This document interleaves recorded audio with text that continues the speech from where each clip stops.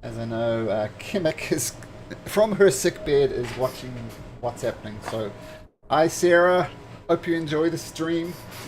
Okay, so last time we were together, you finally managed to get to Buzzers and had a look around.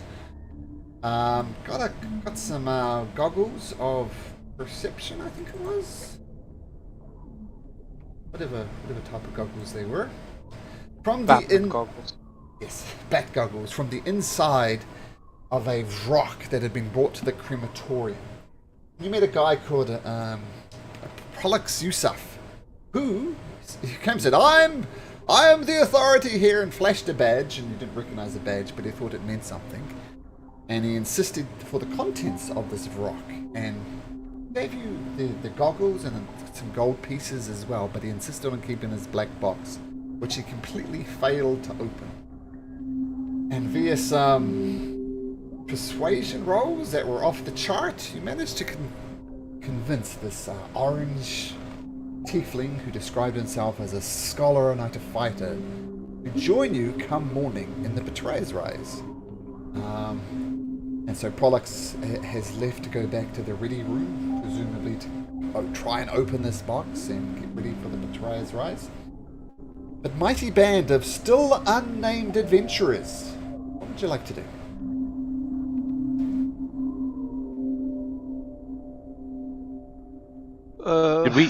Did we get any kind of estimate from any idea from Pollux when we were gonna go? Are we going tomorrow morning? Yes, first thing in the morning. Okay. Guys, I don't know about you, but I would appreciate some more privacy than the one we have at the ready room. Perhaps at the temple we can ask for shelter.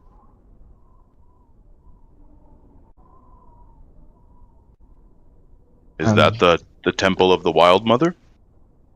Yeah, someone mentioned there was another Furbolg there. Yeah, actually, I've been meaning to find some time to go speak with them. That sounds like a great idea. Did we already pass by the Wall of the Unforgotten? Nope. No, yeah, we can go there on our way there. Yeah, because we still have a small delivery to make. Off we go then. Okay. Okay, so just a short walk around the corner to the Wall of the Unforgotten. You see soldiers, everything's kind of more calm now from the invasion of the Gibbering Mouth. Seems to be the city's functioning as well as it could, all things considered. As you approach the Wall of the Unforgotten, you see a stretch of stone wall, and it's carved with names and wreathed in dried flowers, silver necklaces, and ropes weighted with good luck charms. And the ground near the wall is cluttered with trinkets left there as offerings. A drow of the Aurora Watch prays near a corner of the wall.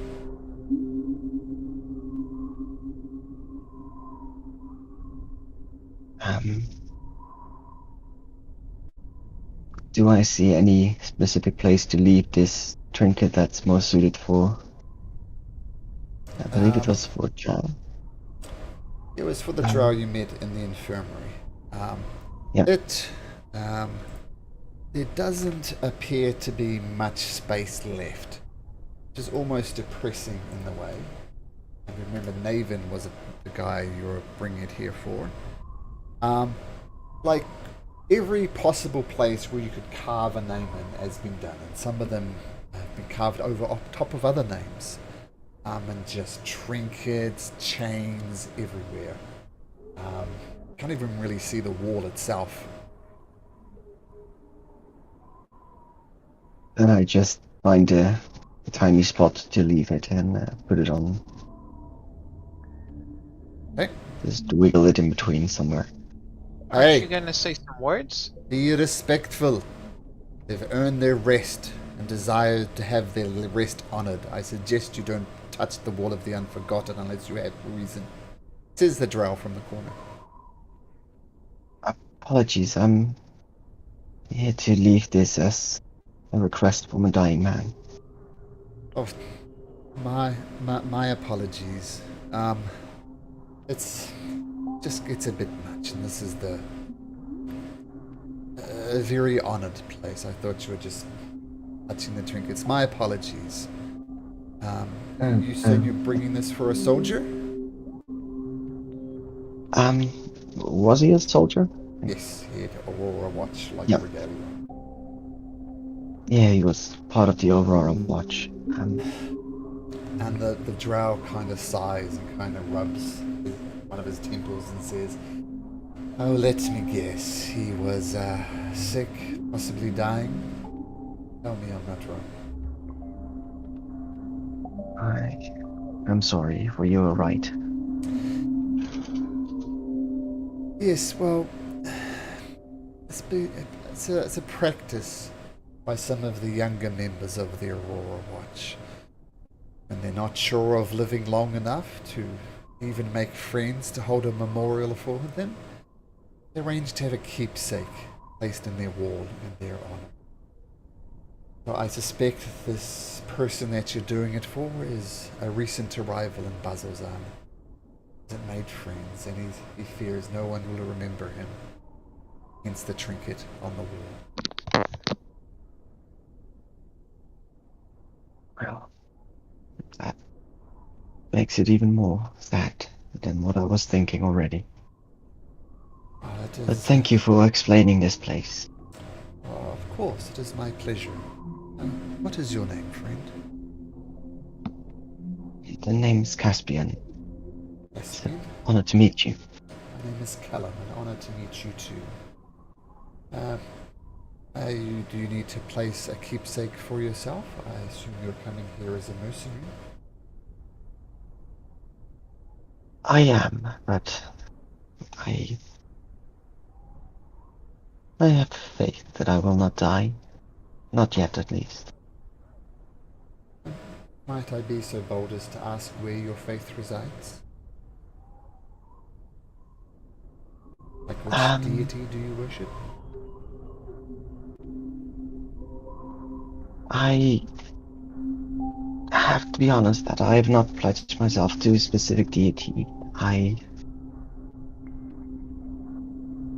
strive to please the gods, but I do not know which one is the righteous one and which one is the one that should get my full devotion. I can understand that. Gods have been known on occasion to turn on a dime, and those who are considered blessings one day becomes cursed. But come here, Caspian. I have a gift for you. You approach the drow? Yes, I do. He reaches into a side pocket and brings out a little thing. It's only about like 2 centimeters in diameter, like a little container. And he pops off the metallic lid. And inside is something that looks like grease almost. And it's got the aroma when he opens up is very spicy, would be the best word. There's lots of fragrances coming out. And he dips his thumb into it. And he reaches his thumb. Oh! Do it this way. On my video, there we go. He reaches his thumb right up to your forehead, pauses for a second, looking for approval. Do you let him? I let him. I bow my head slightly. And he kind of smears the stuff right onto your forehead in a circle. He says, I hope my gift will be useful to you.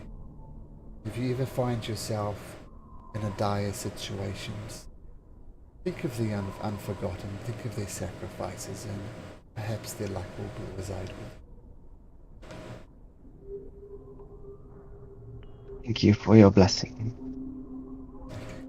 Is there any way I can repay you, or maybe support you in your work here? Don't die. There's been enough death around. So be strong, Caspian. I will be. Thank you. And may the strength be with you as well. He nods. David, not Caspian, David, what you have gotten, what he has given you, is a mote of possibility. Some of you who avid followers of Critical Role might be familiar with this. But this mote of possibility will give Caspian, or / David, the ability to re-roll a d20 as a reaction. So like if you roll a natural 1, for example, you can re-roll it, but it does cost a reaction to use, which isn't a big cost, but it might come into it. You have a mote of possibility. Awesome. How does he look like? Is it just a gem? Doesn't look like anything. He smeared this grease on Caspian's head, like in a little circle, almost like a red dot a lot of Hindu people wear. That sort of thing, that sort of size. Caspian looks the same. There's no like orb orbiting his head or anything.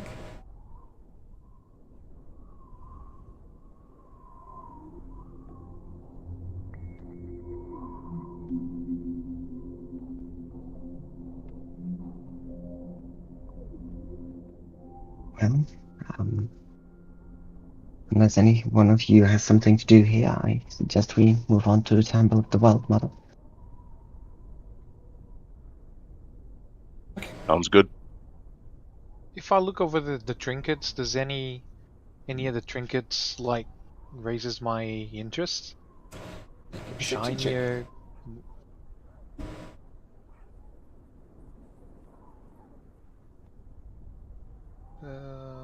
Perception. Just roll over the This is gonna be good. This is gonna be very good. Yeah. Your opinion. It's like I'm sure we all have personal trinkets in our own lives which we value greatly and would hate to see the end of them, but to everybody else in the world, this is what you see. With lots of stuff that were presumably important to people, but not at all important. I don't see anything.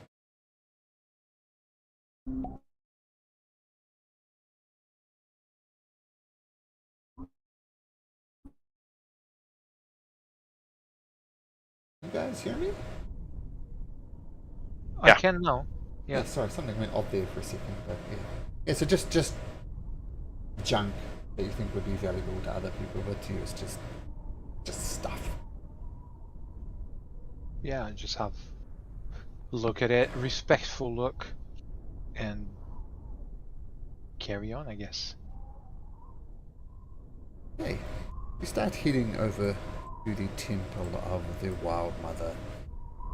Mr. Vincent, why don't you roll me a d10, please? D10. Oh, Vincent's not there. Huh.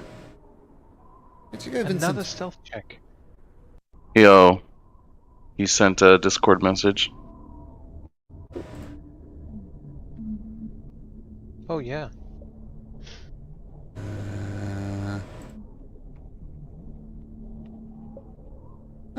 Okay.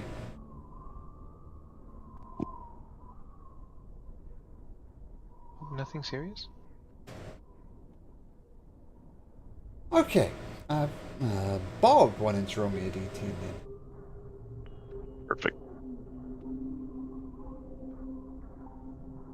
6.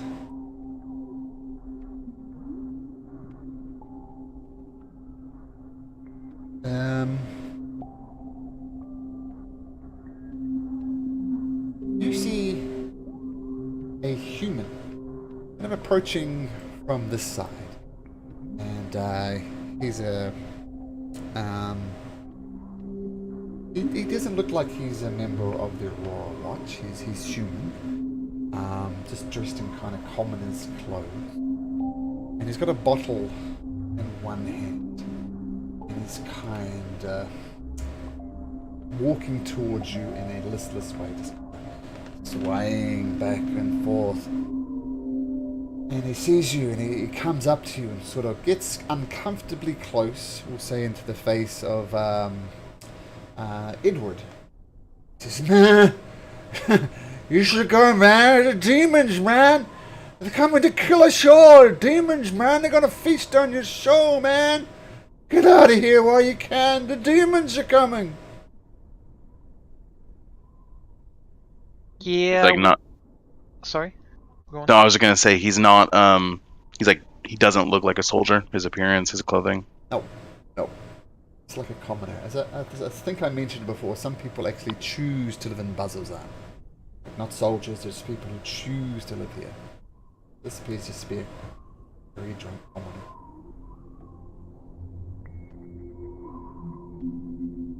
It's fine, kind sir. I'm well accustomed to fighting. But may I ask, why are you here if demons are coming? Man, you don't understand, man. They're gonna feast on your soul. They've already feasted my soul, man. I got nothing more to lose. Get out of here while you can. They're gonna liquefy your soul, man. Get out! Get out!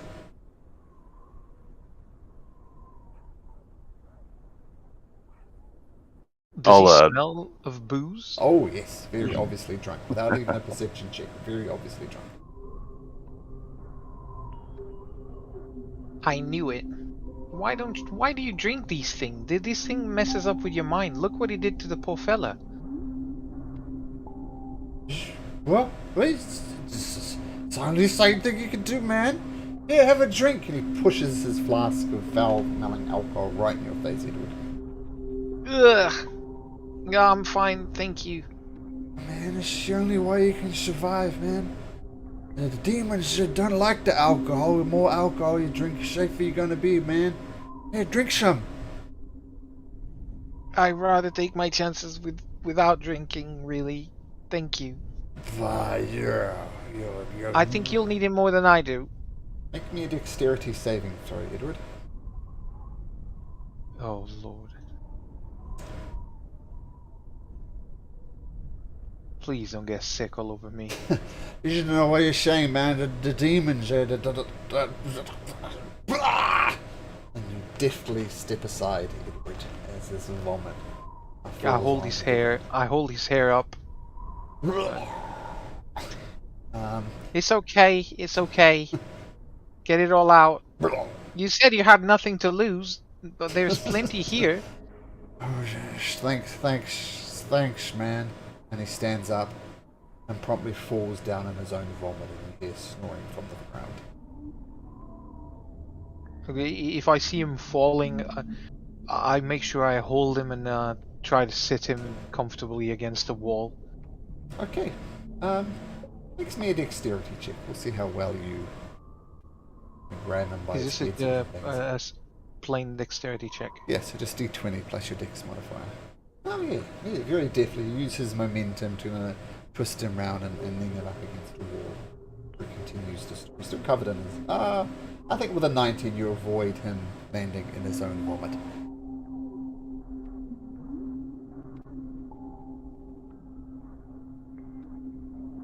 I mean, if we can use his sick as a weapon against demons, look at that. That's gross. Yeah, I just like look around, like, is anyone seeing this? Like, what do we do? And just kind of help Edward move him out of the way, out of the vomit, and then I like prop the bottle up, or I'll take the bottle away and bring it with us until I can toss it. Okay. People see this and they're very disinterested. Almost like this is almost the king of the town drunks. I wouldn't say he's the only drunk around town, but you get the impression that he's known for this type of behavior and ranting and raving and passing out. So He's passed out, right? he's passed out, yeah. And people notice I it, but have they a look? don't seem to care. Can I have a look at his belongings? I'm not looking for money. I'm looking for like pictures of his family, something personal. Sure, make an investigation Get check. me some insight on him. Investigation. Oh, Yeah, look at that. with a 21. He is carrying some copper on him. 6 copper pieces. I leave that there. And you do find almost like a locket around his neck. And on the locket are two names. One of the names is Renum. I can't read, so I'll show it to Bog. No, like that. Bog, there's And some funny symbols on this. I think it's just his name, most likely. Rebum. those Are the two these names. elvish names? Drow Pretty kind names? they're uncommon human names, but they're definitely human names. Which kind of matches Okay. up to him being a human.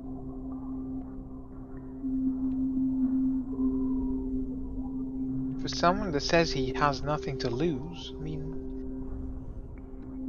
maybe he lost it already and that's why he's like this. Maybe he had someone.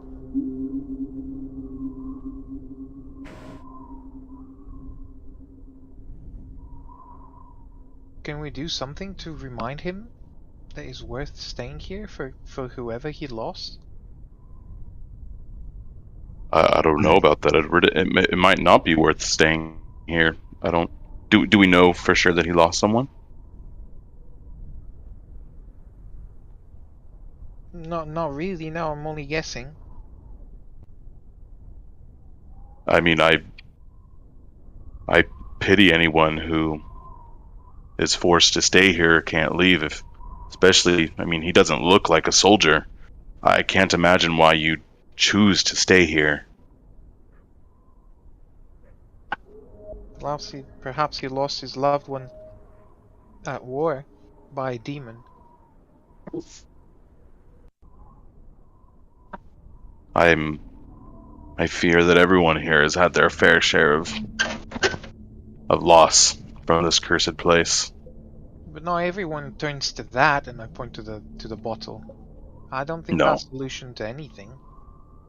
No, Isn't nor do I. But for some, it's a way to escape without really leaving. Can I have the bottle? Yeah, hand it to Edward. I take the cork out. Is it big enough to put the necklace inside? Drowning?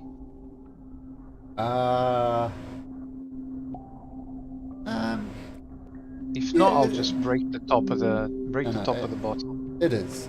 I mean, it's on a really simple kind of metal chain, and it's written on something that you can tell the gold is starting to flake off it. Your mind goes back to the Wall of the Unforgotten. Kind of, this thing is just worthless to everybody except for presumably this guy, and it's kind of like almost shaped like a leaf. You could very easily drop it, the bottle. I'm gonna put it inside the bottle. With the alcohol? With the alcohol. Okay. And leave it next to him. Okay. He's trying to drown his sorrow in alcohol. Maybe that will help.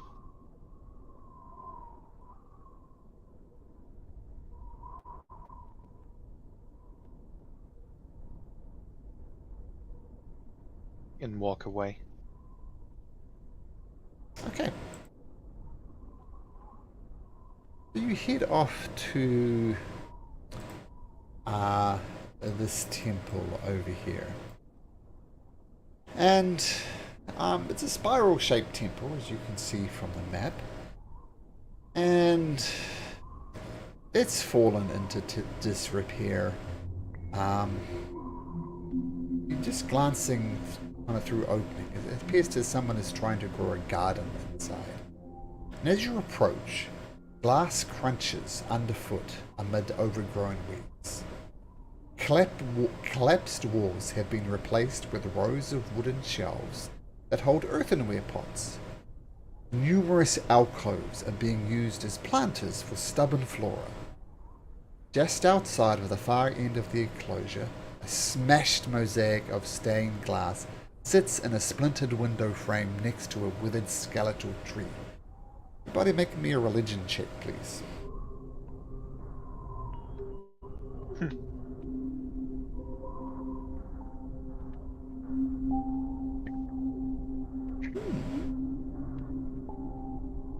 Yeah.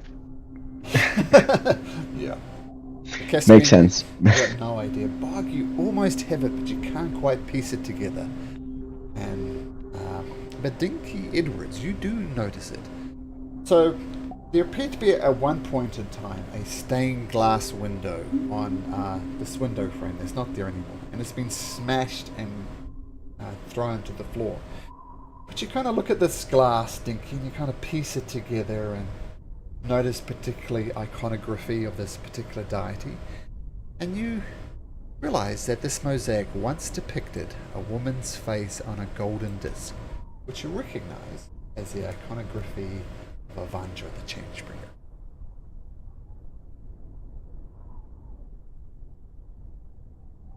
Avandra, if I remember, that's one of the deities, the blessed Elixion. Yeah.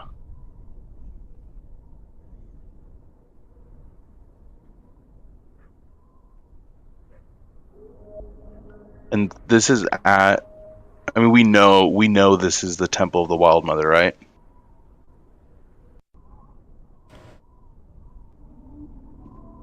Like, would we have known that's what this is as we came here?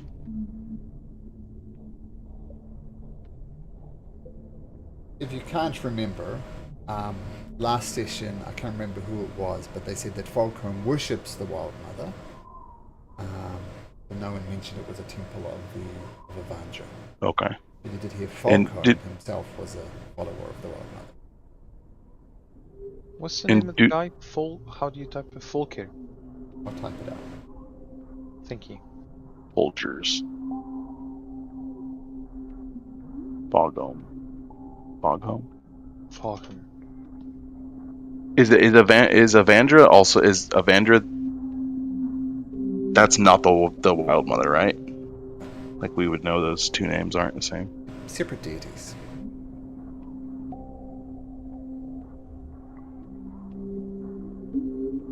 So this stained glass, I mean, Bog doesn't know who this is, but is this stained glass like on an actual building? Like, I'm seeing the tree in this building on the picture here. Is it like on the building? It was kind of to the entrance of this place. It looked as if one time there was a magnificent stained glass window kind of, just decorating the temple. And now Okay. all you see is an empty window frame and the smashed glass on the ground. Okay. Does it appear to be like recently smashed, or like this place is just in disarray? Like a survival check. Survival? I will guide myself as I look around trying to piece Sure. it together. Yeah, Edward will certainly say, I thought this was a temple of the Wild Magi, but that depicts Avandra.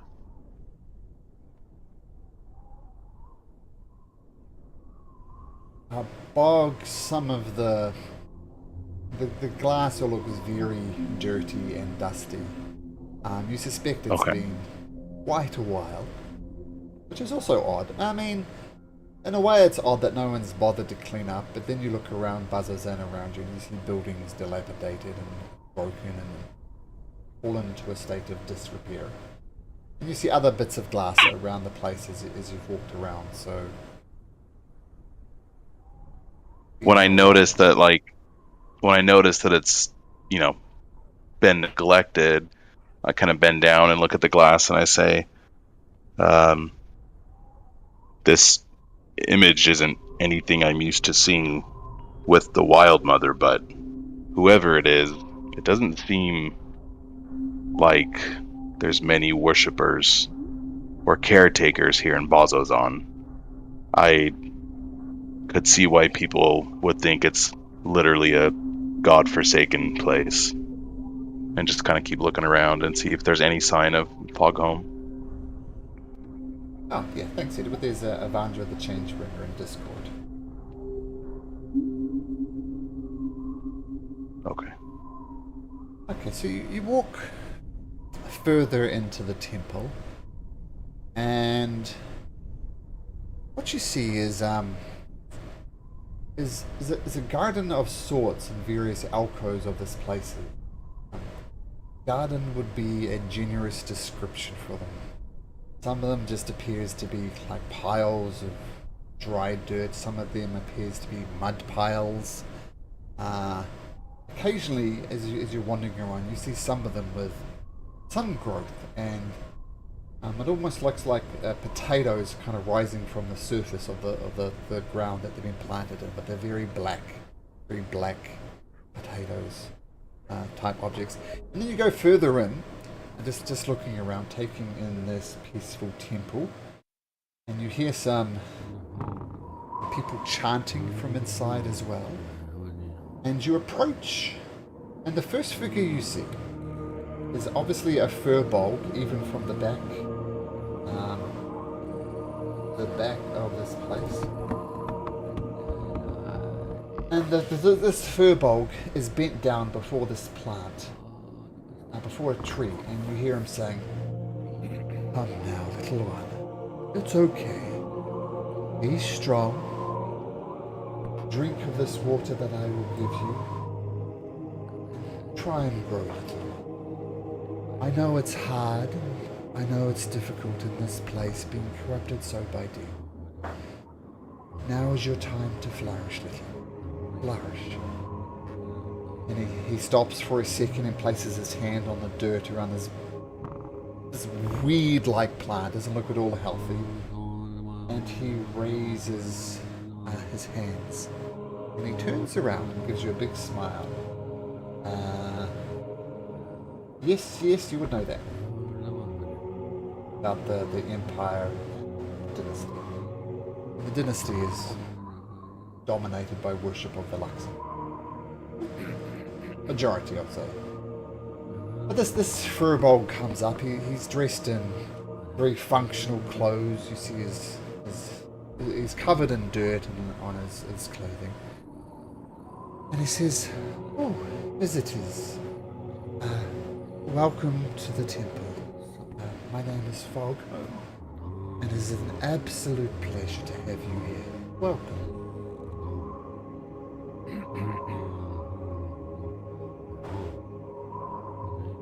Fog kind of like perks up after seeing a fellow Fearbold and says, "Oh, Foghome, we've heard so much about you. Thank you for your welcome and your hospitality. This is hard and arduous, but worthwhile work. It looks like you're doing here, trying to bring life into such a desolate place."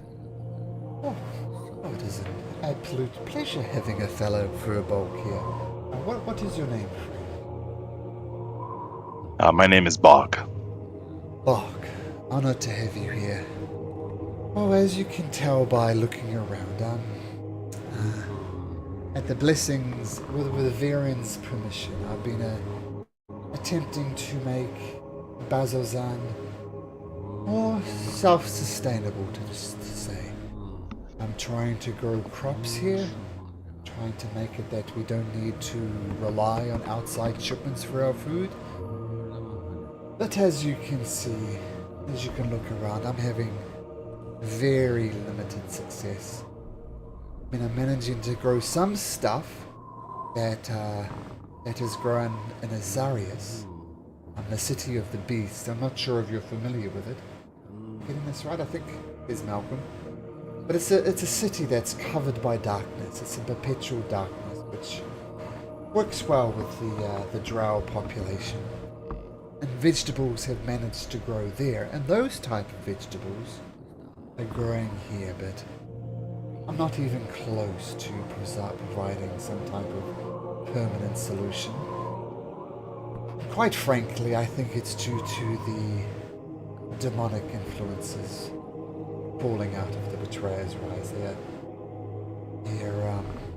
limiting me. But apologies, this is my problems. I see we have 2 more visitors. What are your names, friends? My name's Caspian. A pleasure to meet you. The Wild Mother welcomes you. Pleasure to have you here. And you, young man,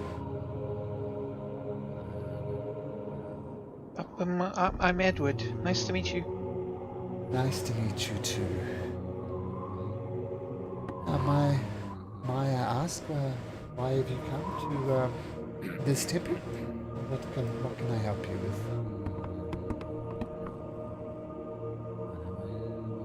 with? Yeah, there, Edward. Well, we need a place to rest. We have important matters in the morning, and the ready room, to be honest, is not the best place to take a good night rest. We were hoping perhaps we can help you out, and you would let us stay in your temple.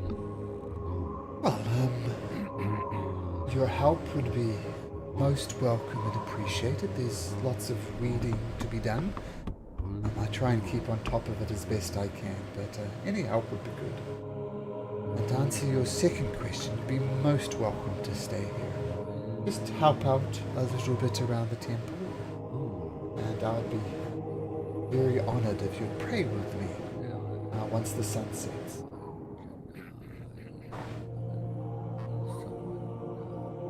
Sure, I'm not the best prayer, but I'll help you out. Oh, do not limit yourself. As long as your heart is pure, you seek truth, there is no bad way to pray. Who we're praying to? You can pray to whichever deity you feel closest to. And I myself am a worshipper of the Wild Mother. But this temple was originally a temple of Avandra, or I attempted renovations of Avandra, Wild Mother, Sihanine. Anybody you feel comfortable with, all are welcome in this.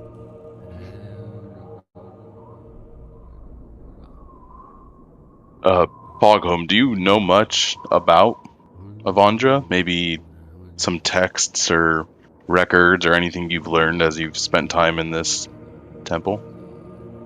Oh, yes, I felt it only fitting that I learn a little bit about her. And this is still technically her temple. But, people would pray to Avandra when they lack, like gamblers would often pray to her. Those also seeking change, and those seeking freedom, have been known to pray to her. I mean, she's also known as the change bearer, she who makes the path.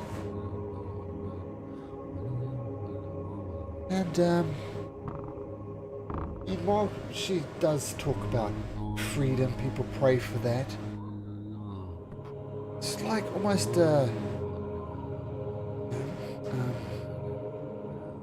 luck favors the bold. So a lot of people would go into battle praying to her, thinking that if you pray to them, your fate will be in your own grasps, and change is inevitable as well. That was often what she talked about. But she was also very good against rising against tyranny, rising against the oppressed. So I hope that answers your question, Spock. Yes, thank you. She seems like one of the less popular or less known gods, but do you happen to know if she had any well-known champions or followers? I'm just beginning to learn about her. Oh, that I could not tell you, I'm afraid. I learned about her, but not so much her followers. I'm sure she's had many great champions over the centuries, but I could not help you with that. Of course.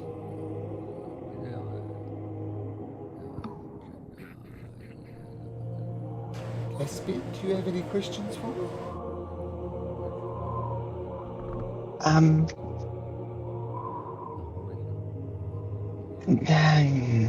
No, I think I'm good. Well, You said yourself, you're more for the Wild Mother. Yes. Edward, unless you have some questions, I believe I'd really appreciate some help reading.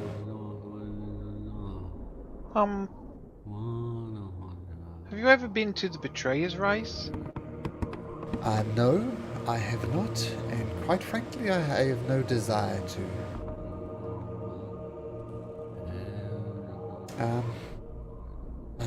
So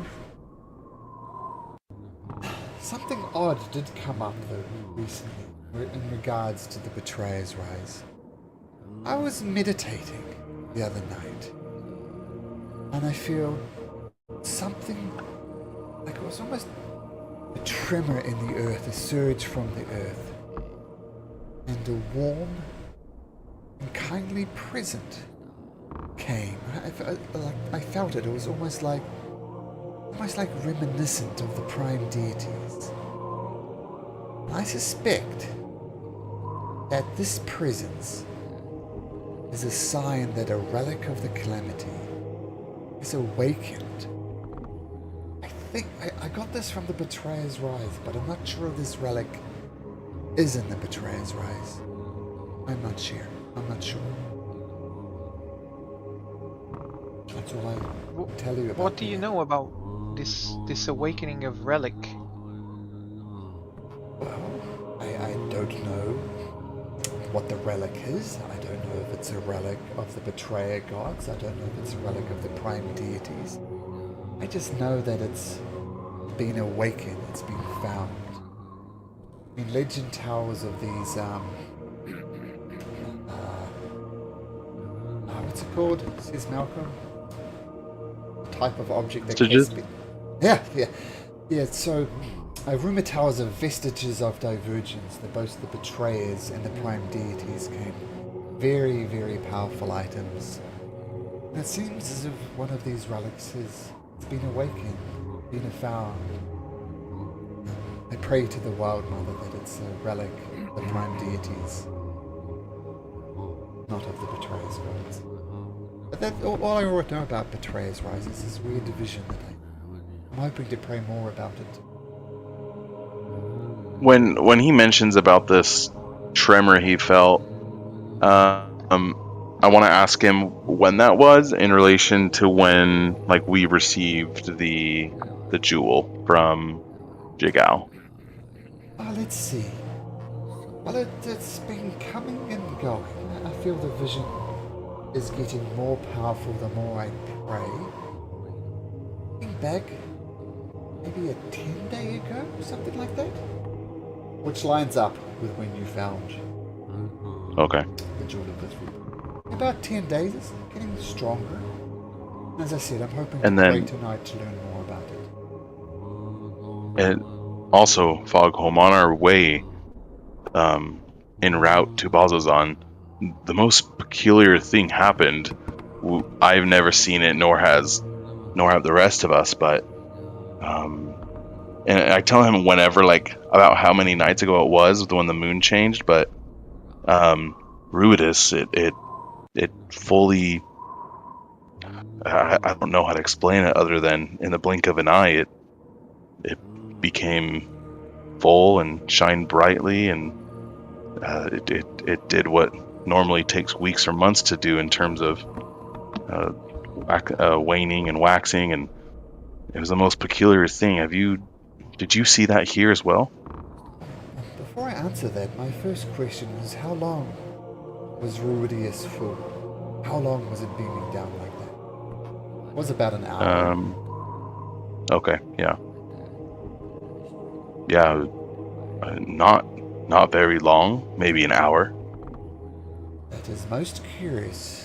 Being a worshipper of the Wild Mother, I pay respect to all aspects of nature, and often as I pray, I stare up and pray to both Ruidus and Kether, the other moon, and I did not see it change from the thin crescent that it is now to a full moon. I'm not sure how else to say this, Bob, but what you were saying is true. That is a very, very bad sign for anybody who's for it. And I'm sure you heard the rumors, lone born under the full moon of Ruidus accursed. I'm saying it gives people power, but people have been cursed and lived horrible lives. Stories abound of people living their lives with madness, living their lives with horrible deformities. But almost like powers come with this as well. Those who are blind can see things that other people cannot see. It's more of a curse than anything, though, I think. So be careful. That's the only advice I can give. That is Edward is going to pull Caspian away from this. And says, excuse me for a minute. of course. Just going to pull Caspian aside. And he's going to Mm-hmm. whisper to him. He also had a vision. You remember Ushu from Chigao? He also had visions. Perhaps he can help us. Maybe we should share that we have the jewel of the three. I forgot the name. 3 prayers. Prayers. Prayers. Well, he is a cleric of sorts from a god. I bet they have visions all the time. And it's... man. I mean, he's been in the Temple of Avandra. Perhaps he found something. Something that can help us. Alright, I'll bring it up. But I won't just tell him I have it, because we've been warned many times not to share too much. That's why I pulled you here. I have no filter. You talk. Alright. I stay here, otherwise I'll talk. Okay. It's fine. When Edward pulled Caspian aside, I would have asked Foghome just real quick. Foghome, how long have you lived here? Oh, I've only been here about a year. As I said, I'm here at the pleasure of Viren Thalis. Usually, mercenaries come here, but I said I had a chance of providing sustenance for the soldiers. I'm here at his blessing. But about a year or two. And what brought you here? I mean, did you meet soldiers from the Watch and decide to come here? I'm curious. I prayed to the Wild Mother, and she led me here. I met Viren here like most other people did, and I explained it how nature could perhaps be the solution to this horrible curse that's befallen Bazozan. And quite frankly, he didn't believe me. We'd had none of it. But he mentioned that the soldiers could use with some fresh food. And I said that could be my contribution. The Wild Mother led me. Follow her visions. Well, a worthy contribution it is, I think. And where did you come from before? Or where's your family or your tribe from? I come from...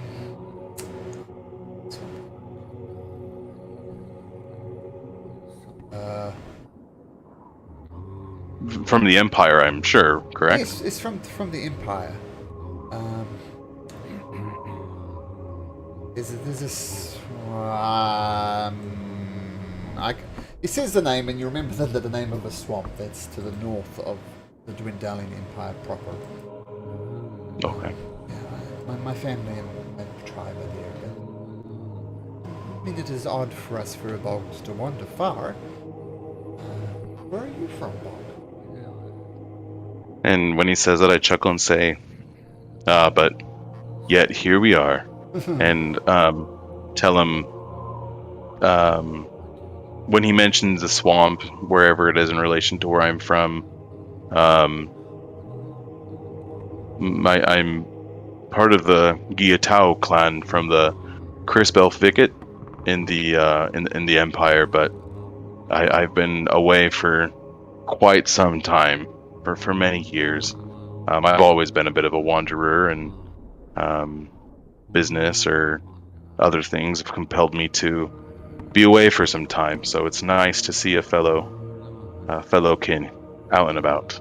Oh, it is indeed. Might I be so bold as to ask why you were here? Simplest answer would be we've come into I guess each other as a group. We've met in the last few 10 days, and we actually are in pursuit of knowledge, and we were told that Varen would be able to help us and guide us and direct us.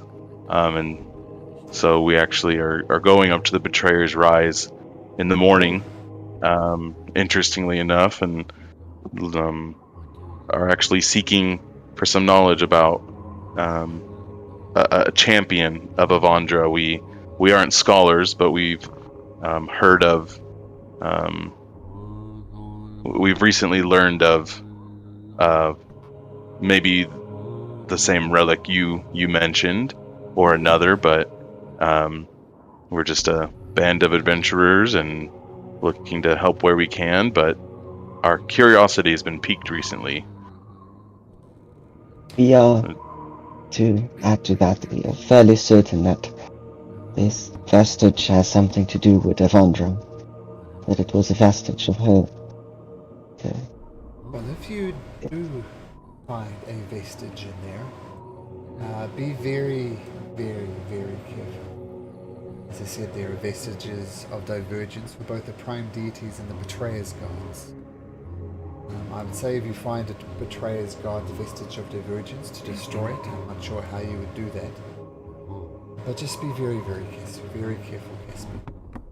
If you're going in there, you might literally end up in the abyss. There is a portal there to the abyss. Be very, very careful. We will, but to ask you, have you ever heard of a vestige called the Jewel of Three Prayers? But I have not.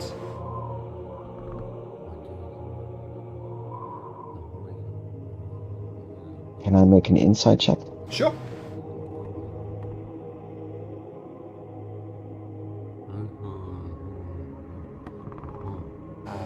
He seems baffled.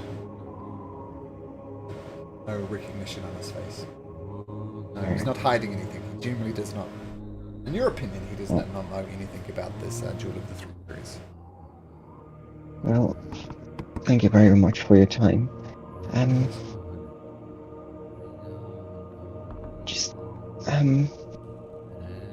Bog, Edward, would you guys be interested in seeing the door to the Betrayer's Rise? Just speak to the guards. And, Now? yeah. We don't have to go in, but... Doing that tomorrow. Yeah, but we've got some time to spare. Like... We've spoken to so many people about it, but... to speak to the guards that's standing there. What time of day is it? Like, is there such thing as dusk here? Yeah, there is. It's about an hour away. So if you wanted to talk to the guards and return to the temple, you have plenty of time. Okay, if it seems like we have enough time, then I'd say, well, if you want to go, Caspian, I trust you and I'll accompany you. I don't want to be caught outside when it's dark, but maybe. And I motion outside to Kemek and Vincent and everyone else who's just kind of wandering around, and I'll say maybe they can start weeding while we three go and check out the rise. It sounds fine. Vincent, Daku, they all start weeding. They're not here, we can control them. Yeah. Put them to work. Okay. Well, I'm not sure what your mission is, but you're still welcome here in the temple. I just ask that you return before nightfall so we could all pray together. We'll be back within an hour. Or two. 2 hours would be too long, Caspi. Would miss the prayers that way. Alright, We'll be back before. We'll be back in 50 minutes. Okay. You leave the temple, head back out onto the streets. And we'll move at a brisk pace. We'll just kind of rush over there and kind of on the way, catching my breath a little bit, Caspian, what exactly do you want to speak with them about? Do you just want to see it? Yeah, basically, we've been talking about it for the entire day. It's planning to go there, and even though it's within walking distance, we haven't even seen it. Perlix seemed confident that we would just be able to go through it in the morning. I think he's just curious, Edward.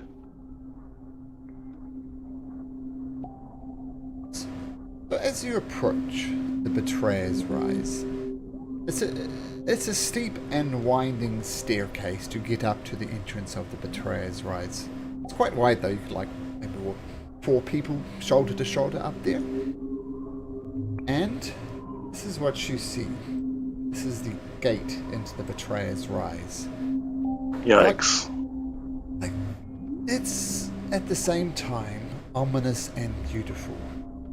Its carved walls are carved with intricate reliefs, many of them depicting scenes of torture.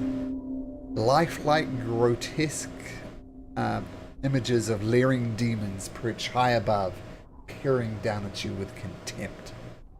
An immense double door forms the entrance.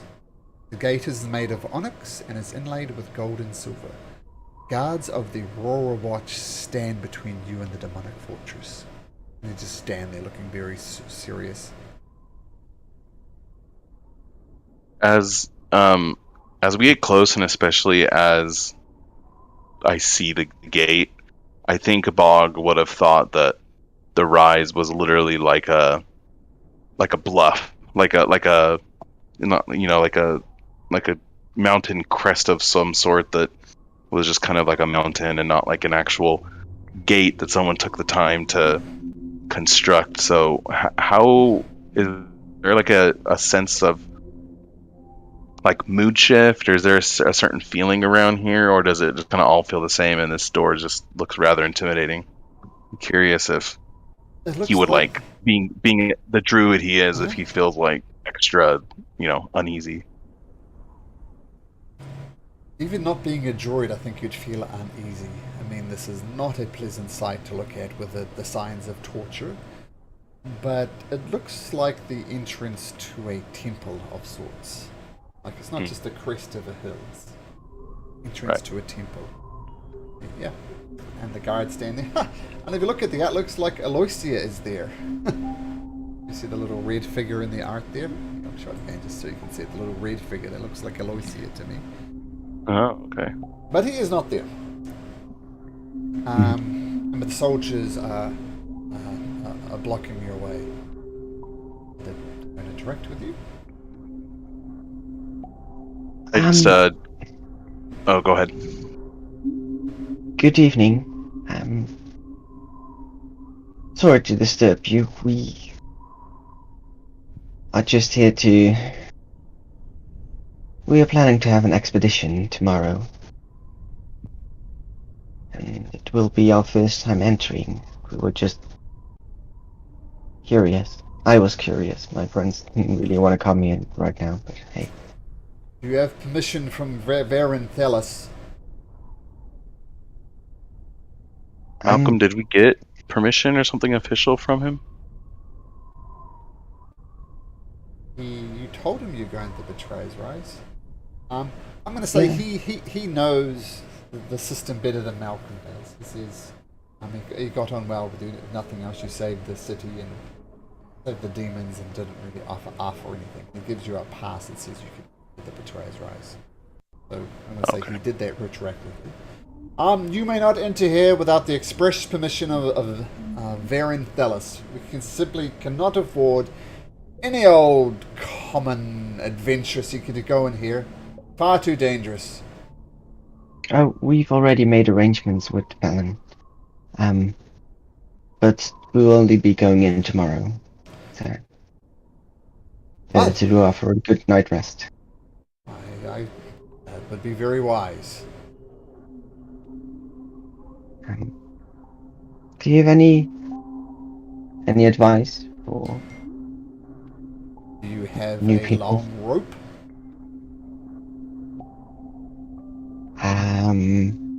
I don't. How These long do we need? doors behind me take a little bit of muscle to open, but they can be opened. Beyond that, you'll find a walkway. Just either side of the walkway, you'll see silver mist. At the end of the walkway is some doors. Magic users, wizards, clerics, all manner of people have tried to open their door, but it is impossible. It's an impossible door. The only way people have entered is descending through the silver mist into the Betrayer's Rise below. How far do you need to descend? Some people have spoken of a 500-foot descent. Some people have spoken of a 1,000-foot descent. Some people have spoken of 2,000-foot descent. I suggest you make arrangements to find a way around this problem. It's the only way people have entered. That's some good advice. Thank you.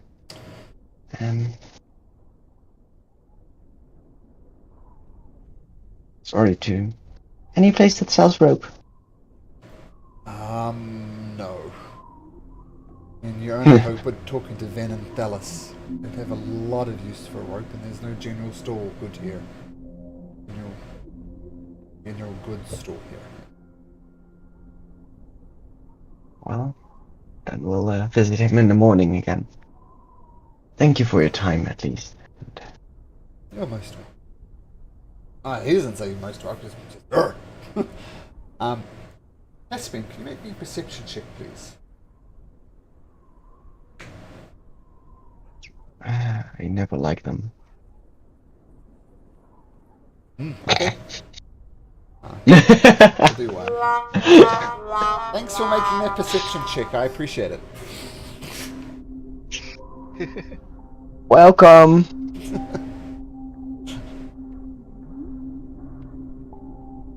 All right, then. Guess You we guys need have any? rope. Yeah. Lots of it, apparently.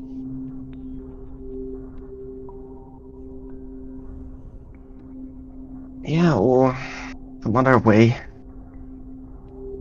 I could probably When- get down there, but Before we leave, I want to get a little bit away from the guards and say, Caspian, take a second and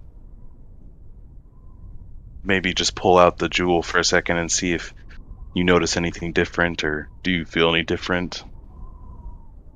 I would imagine that being so close to this place would have some effect on it, if there ever were to be an effect on it.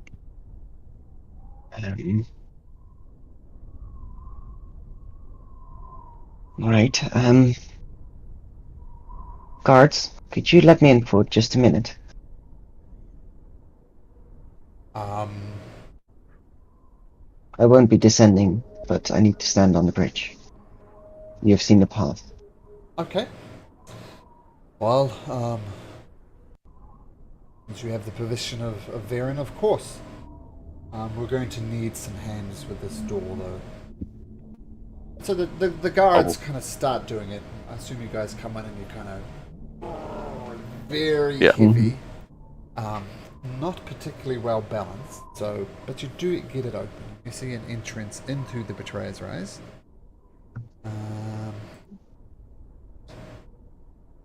And I will then cast invisibility on myself. okay, it's going to get you a map here. Exactly what we're talking about, but I'll just do the three of you for now. So Caspian, Edward,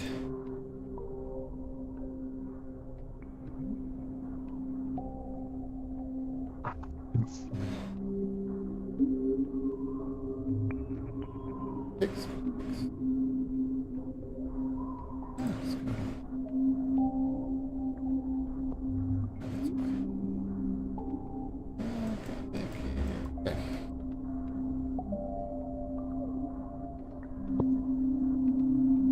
Oh, get bog on. There we go. Bog. This. Okay, so this is what you see at the top inside the Betrayer's Rise itself. You all should be there. Let me know if you can see. Yep. Yep, and okay. So the guards come and you help them, and you eventually manage to swing open these very, very heavy set doors. And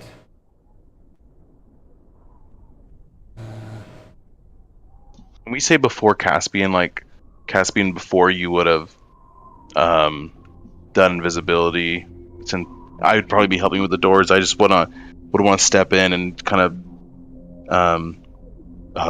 1 second. Let me look around before we enter.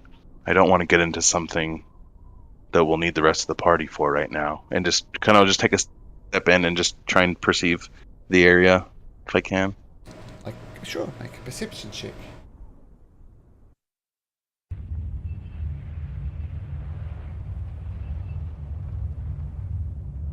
Hopefully better than Caspian's. Well, slightly better than Caspian's. From a natural 1 to a natural 3, but to an 11. Okay, Whatever it looks like in here.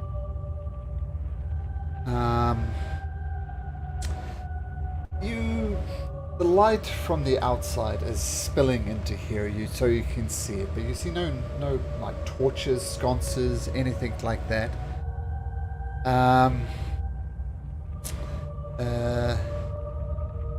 And as you just glance inside the entrance to this, you see this bridge going across, and you do see over a chasm, it seems, of swirling silver mist. And you see this double door on the other side. I'm going to say with your perception check, this is something you notice from that distance. It contains it's inscribed with a circle containing the profile of a smiling woman.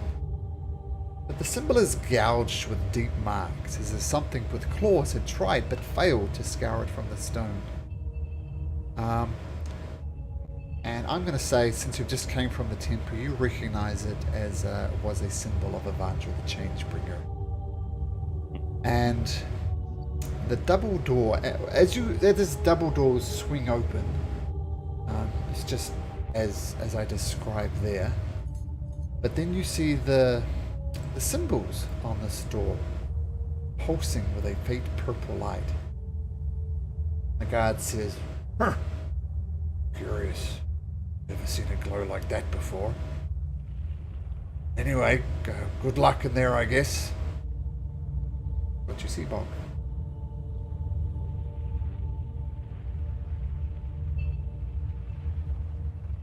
Yeah, and when he says that, I just kind of look at Caspian and kind of like have my eyes go wide a little bit and, nudge him and Edward inside and whisper to Caspian, do you feel anything?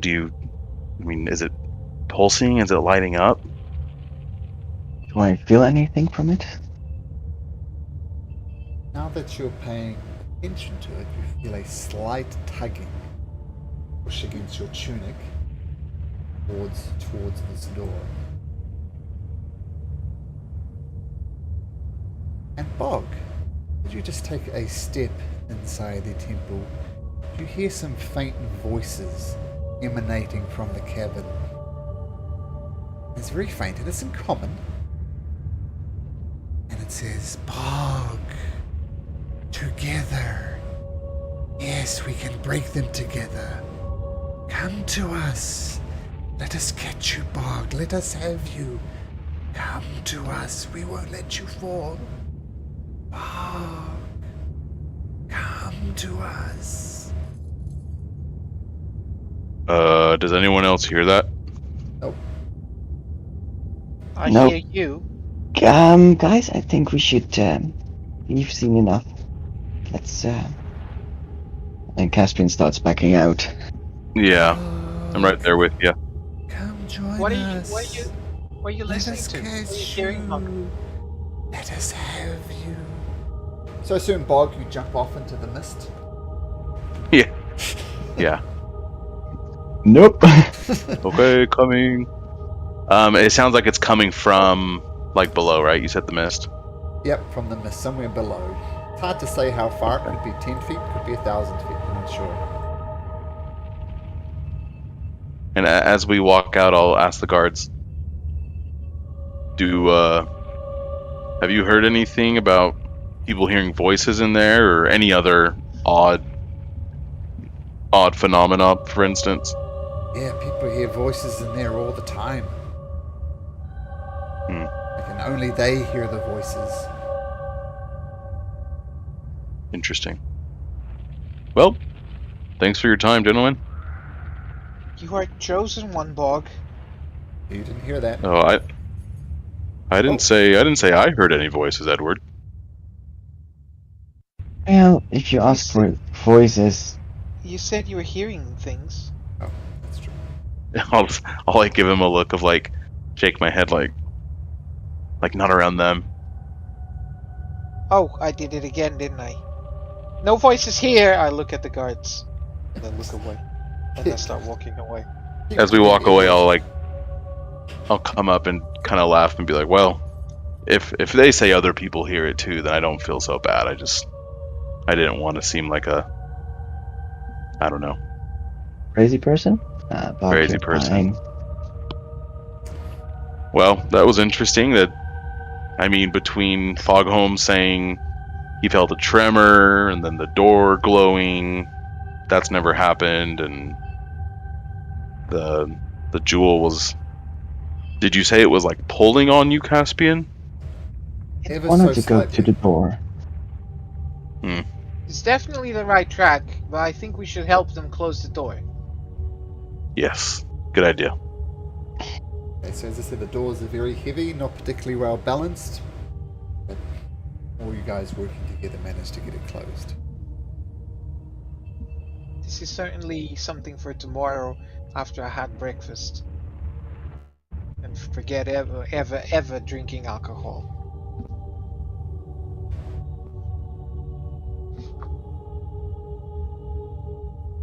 Okay, so it sounds like you guys are heading back to the temple. And just to give you some perspective on how heavy that door was, it takes a combined strength of 40 to open it. So, heavy ass door. Ah, Yes. Edward could have done it by himself then. You scamper back, however like you want to travel, but you get back to the temple of the Wild Mother, and you see Daku and Kemek and Vincent all diligently reading. And we'll say by the time you get back, the gardening is pretty much done. And Falcon greets you. And he says, "Oh, well, welcome back to the temple. I hope you have done what you wished to get done. It's about time for prayer. Would you do me the honor of joining me in prayer? Very much appreciated."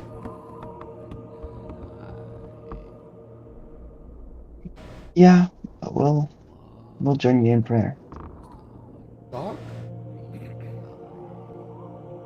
Of course. and Edward. Yes, yeah. So he takes you to a quiet, kind of around the central tree. And I'm just going to say that Kemek and Daku and everybody else, they joined you. And he sits down and says, "Please be seated as well. Let's just form a circle around the tree." He sits down and holds out a hand to either side of him. You sit down and hold his hand. He says, "Edward, you said you were not familiar with praying. My advice to you is just be honest. Maybe think about the good things in your life. Think about friends. Think about family. Think about lost ones. And think about anything that brings you joy. I know sometimes people have hard lives and there's no real true joy in their lives. Think of a happy time, a time you laughed, maybe a time you won at a card game, and any good memories, a concentrate. You think you can do that? It's hard to think of something good but in this place, but I'll try. Yes. I understand. The abyssal portal does have a way of... Caspian, Bog, are you comfortable with praying? Need help? No, I think I got it. Thank you. I'm good. Okay. I suggest you close your eyes, but if you're not comfortable with that, feel free to keep your eyes open. And close your eyes if you want, and you'll all hold hands. Just silence for about a minute. And almost, for reasons you can't explain, your eyes open. And you're in this temple once again. But you look around, you see no sign of Falcon. It's just the six of you.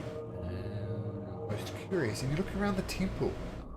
The temple looks splendid. It is not broken. The glass wall of Avandra is there, and this looks great. And you see a young human. Curls plastered to his brow by sweat, sinking to his knees in the garden. Doesn't take a perception check to realize this is Alexian, the person you've seen in visions before. And his eyes, they betray a lack of sleep. And despite the softness of his features, he looks like he's borne more pain than anybody else should ever have to bear. You hear him speak in a whisper.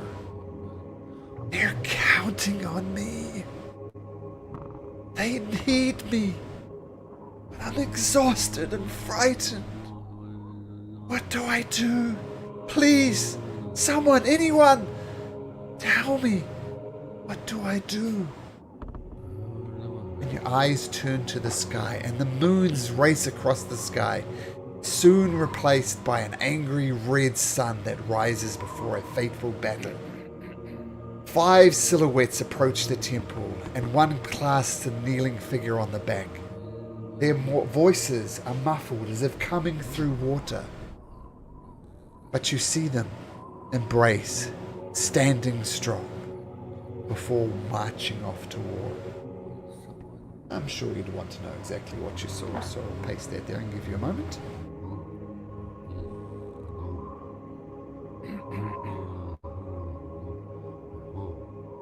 We didn't see clearly any of those 5 figures, just literally kind of like shadowy silhouette type things. Yep, you do not know. The curly-haired young gentleman was plainly visible, as was an undilapidated temple. The temple, as I said, was glorious. But yeah, silhouettes, no idea. As you're taking this in, you all wondering what to do. But then everything goes black. And then you hear a voice. It's the voice of Falcon. Edward! Caspian Bog! Wake up! And you're momentarily dazed, you're not quite sure what's going on, but Falcon is very concerned and he goes around and kind of checks on everybody, and you all eventually come to consciousness. He says, I'm terribly sorry, I don't know what happened. During the period, you all just collapsed over to your side. And it took me a good minute to wake everybody up. I just want to confirm, is everybody okay? Yes, we're fine. More or Has been less. returned. Still don't know what happened. One minute I was here, another minute the whole temple was fixed. Did you guys see that? Yeah, but it was another You vision. had a vision. I saw a human. A young man, and I describe him. He doesn't look like anyone we've seen before, does he? No. Except in visions. Oh, does he look like Alexian? Yep. A dead ringer for Alexian. It was him, wasn't it, Caspian? And he's a bit discombobulated still, so Yes, it Edward. was.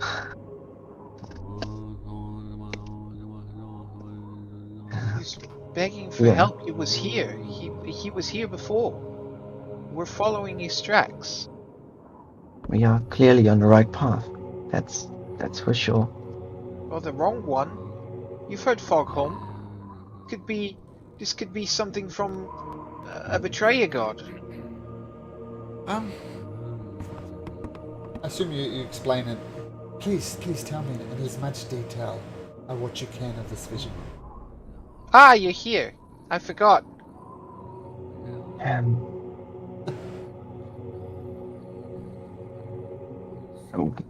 Caspian explains the vision in as much detail as possible.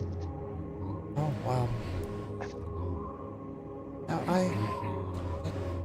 it's almost aligning up with the visions that I've had.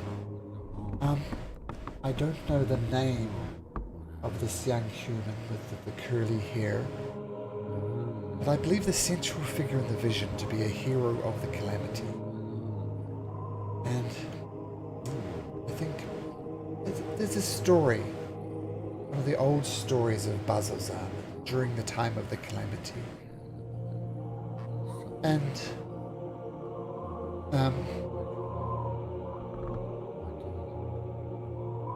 the Kryn capital of Rosanna was the betrayal citadel god of Gordranas in the time of the calamity. So Rosanna, the city, wasn't always the city we know now. It once was the capital city of the Betrayer's empire.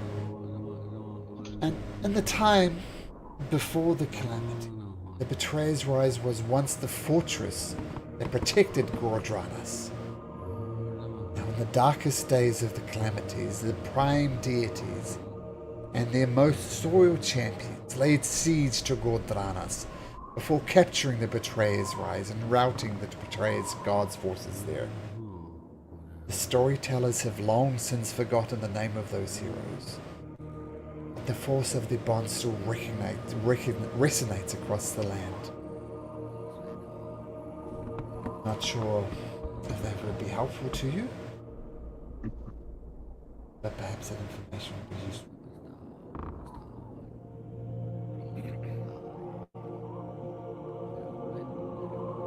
Thank you for sharing that.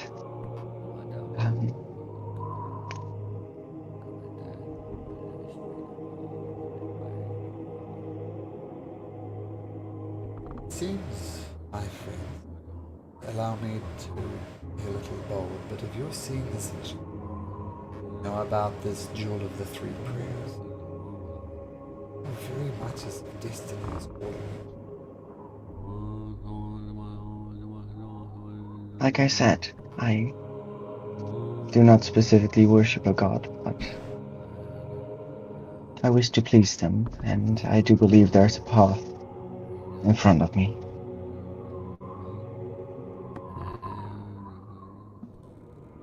Let me impart one more word of wisdom to you. Here, come walk with me. And he starts leading you around the temple. And he shows you some in the alcoves of some of the alcoves around this temple. Usually these have been hidden by my plan, but I leave these markings. They've been here for a long time, perhaps even dating back to the calamity. I'm afraid some of the words have faded. He showed you these things. One of them says that. One of them says that. I'll keep on putting this in. And obviously the dashes are words that are invalid. You can't read them.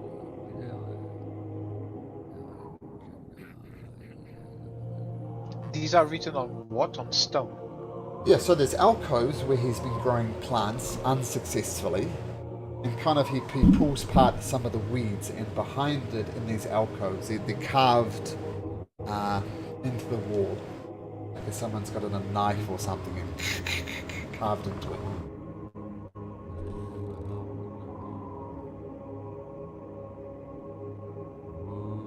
I'm not sure if this would be helpful to you at all, but this was, I believe, pre-clad. It's just graffiti, I don't know. So he says that plants don't grow where these are? Well, plants don't grow anywhere, is that right? Plants. There are plants here, but they're more like weeds. There's no fruit on them, there's no anything. And this was the weeds that he was telling you to pull apart. I'll just say you never got to these particular alcoves yet. Mm-hmm. As I said, this might just be graffiti, it might just be nothing. But I felt it's prudent to show you anyway.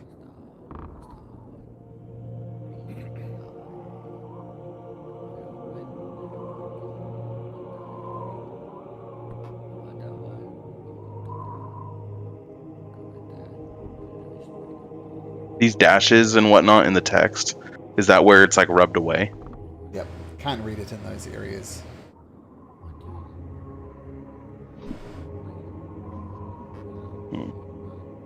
Well, I mean, point of the first, you owe me a drink in Marquette, and I'll turn to Edward and Caspian and say, I feel like this says, you owe me a drink in Marquette. Alexian, perhaps. There's many names that start with A. Yeah, possibly. You're right. But,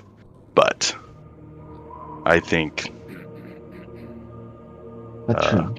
coincidence has fallen to destiny a little bit more recently, so I'm going to lean more towards it not being random. I assume someone is reading these to Edward as well. He can't read them. Yeah, we will. Then he's saying that these were written to him? This last one, we love you. We will always be with you. It very much sounds like a farewell message. Like something that you say to someone that already died.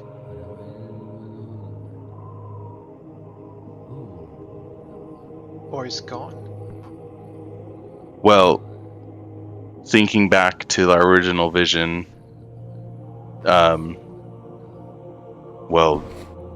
Alexian in that first vision in the grotto, and I'm going off my notes here, what I had pasted from previous. So, he had been praying to the Moonweaver, and he mentioned praying to the Changebringer in the heart of a temple of evil.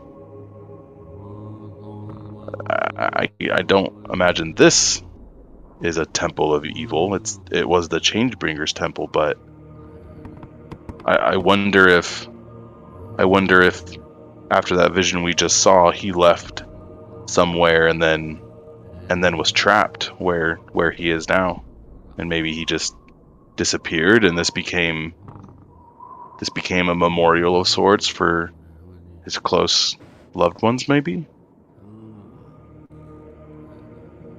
What other mountainous areas do we know, Malcolm, of? Okay, we can drag you across to the map of Jorhas at least.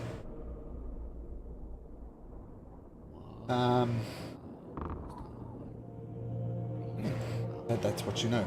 There's the Ashkeeper Peaks over here, Number Range, which kind of is where Bazozan is. What you see? And the Dunrock Mountains as well, right? Mm-hmm. And correct me if I'm wrong, but this mountain here kind of divides the Kryn dynasty from the Empire, is that right? That's right. The Rockcard Garrison and the Ashcard Garrison are very much the choke points. And Shady Creek Run is where Falcombe is from. Finally. Where is that? Oh, it's a little North. just off the map to the northeast. Yeah.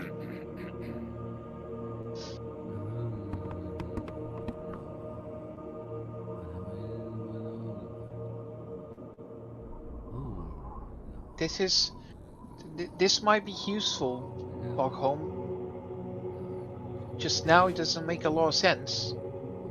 But perhaps we're gonna find the meaning of it tomorrow once we get to the Betrayer's Rise. As I said, it could be simple graffiti, but I felt it only prudent to show you.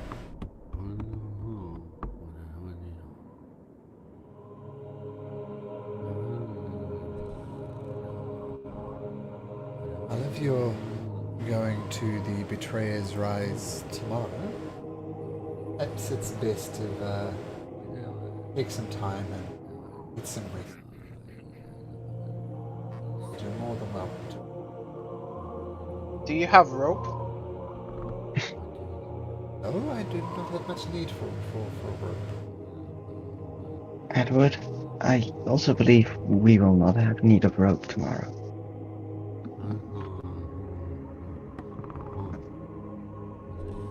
But let us rest.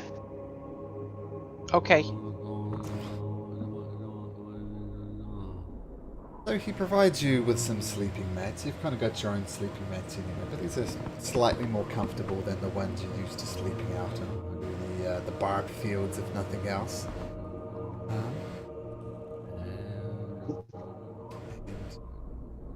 you can settle down and get a long rest. But if you want to do anything in the evening time or any conversations, Caspian would like to do one thing. sure. He would like to cast Sending.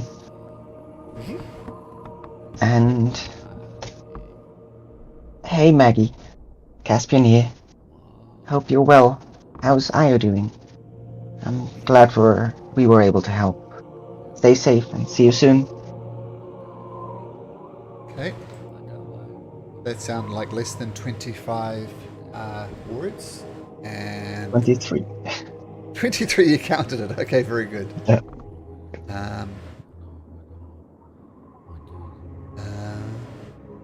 Can answer in a likely manner. Oh, she's doing much better. The heroics that you guys helped us with, even though we've had our differences, she's doing much better. I thank you for your concern.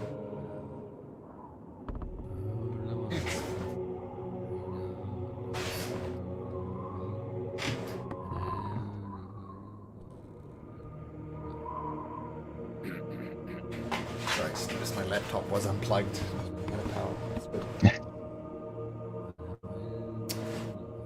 Okay, and the message ends. And with that, Caspian will go to sleep. Okay. So, with that, feel free to take a long rest. Your precious spell slots back. I imagine you guys haven't cast a lot of spells. Well, we still haven't. Yep. We still haven't rested since we got here. Ah, that's true. You're fighting demons and all sorts. That is true. But yes, take the long rest.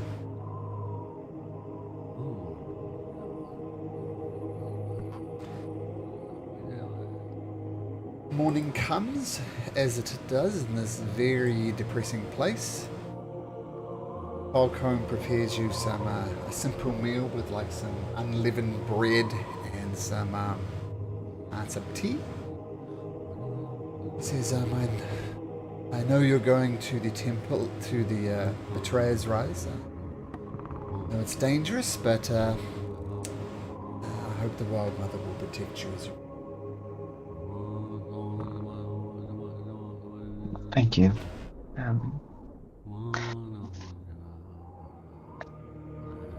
Malcolm, can I ask for a quick bio break?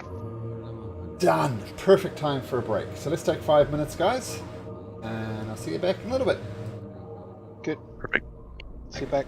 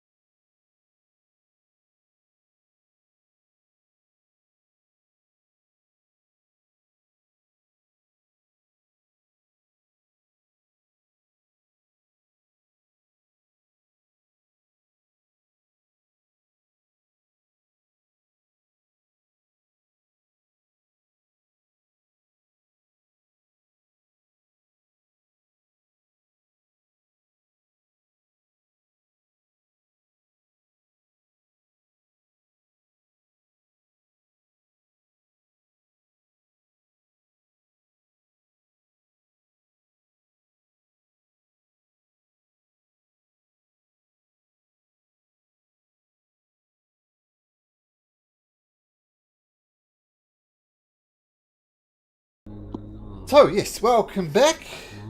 Alright. You leave the temple, go back into this cold, depressing city, and make your way through Bazazan. We will say... Yep, so you make your way through Bazazan. The crematorium is churning out smoke as it does. There's a business that's booming in Bazozana's crematorium. But you head north, soldiers are going about their business, and you go back to the Betrayer's Rise. And you see now there's a group of 3 soldiers there guarding the entrance.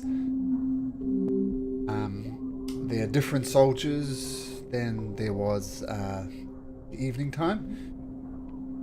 And they says, please turn around. Without the express permission of Venom Dallas, you may not come to this place. Please leave.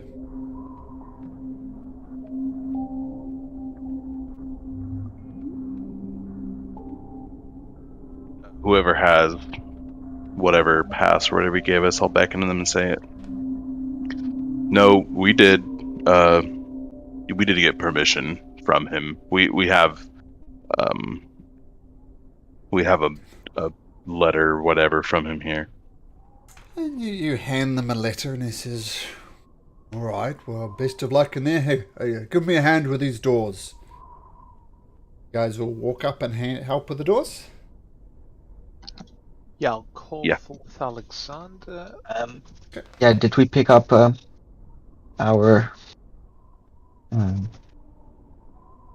tiefling friend?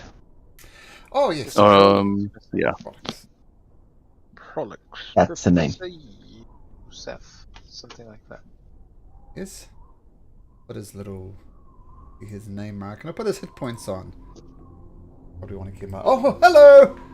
Yeah, sorry, running a little bit late. But I am here as an advisor. I warn you that I'm not a fighter. I'm not a combatant. I will assist you with all things abyssal, whether they be language, history, or law. I'm at your disposal. Alright, well, why don't you go over there and help these men open the door? I said, I'm a scholar, I'm not very strong. Okay, Well, neither am I, but we can all pitch in. Alright. And he goes over and helps with the door. Bog, Caspian, you going over as well? Perfect. Yeah. Okay, so you all kind of get over there and put you there. That's okay, Bog. Right by the door, helping to swing it open. Oh, there I am. It's cool. Yep, I didn't see the picture. I'm zooming in now. Oh, okay. Right here. Oh, yeah, right there. And the door swings open. Before I say anything else, I have everybody please make a DC 13 Constitution. DC 13 Constitution save. Oof. Nope, Edward. Oh, just Edward from Prolix as well.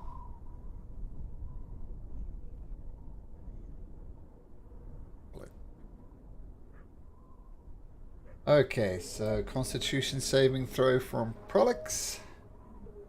Oh, he passes. And the 4 guards.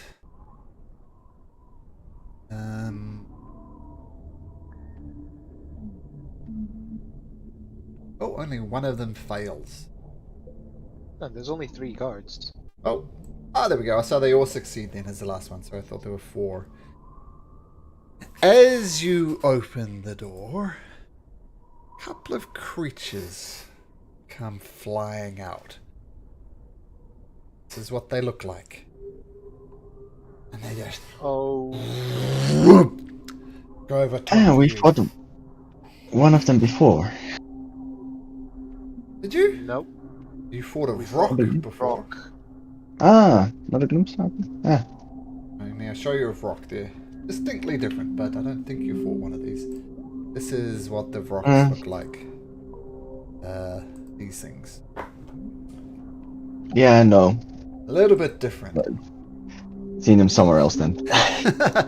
But in a similar way, this thing just lets out a horrific screech as it zooms past there. Who found it? It was Edward. You just hold your hands over your ears to try and block out the sound, but it gets through, and you are paralyzed. You are so shocked with fear that you are paralyzed. We'll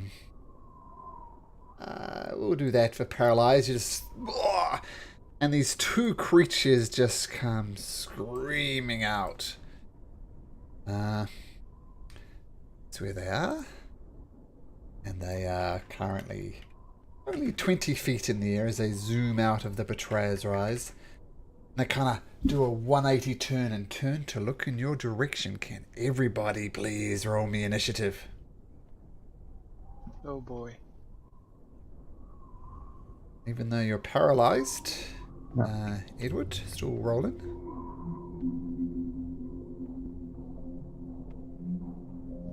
There we Wow, go. good job, guys.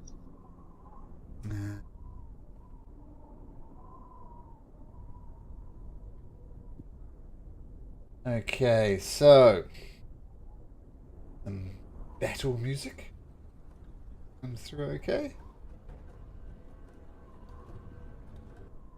Okay, so yeah, so that's practically their surprise turn as they go and zoom out. Bloody hell, this is why we keep the gates closed. Keep idiots like yourselves out and things like this in. Right, men, to arms, to arms! And it gets out his heavy crossbow and takes a shot at one of these creatures. Whoosh, and he hits. You hear the creature screaming as it thumps into its side, and it takes 11 points of piercing damage. Alright. Just get organized here.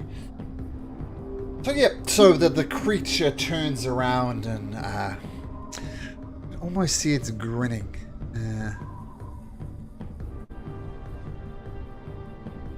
And it's going to zoom.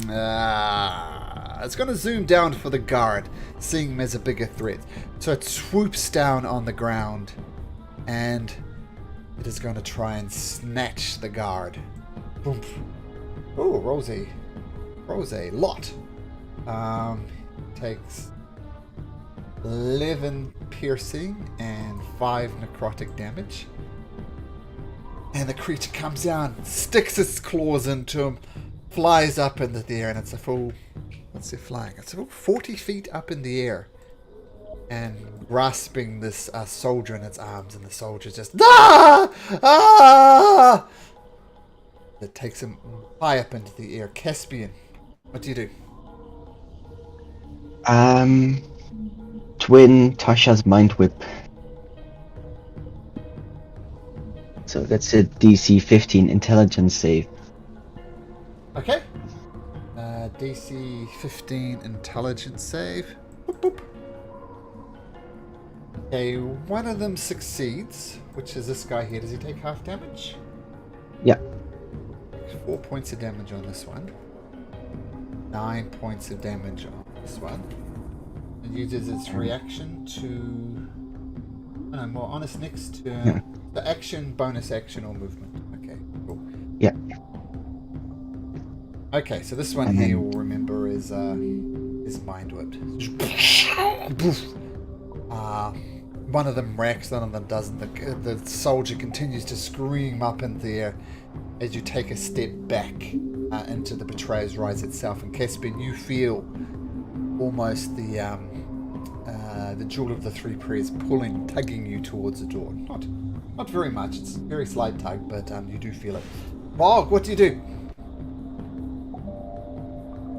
So the what is called a Gloomstalker is holding on to the guard like directly below him, right? Like in its talons.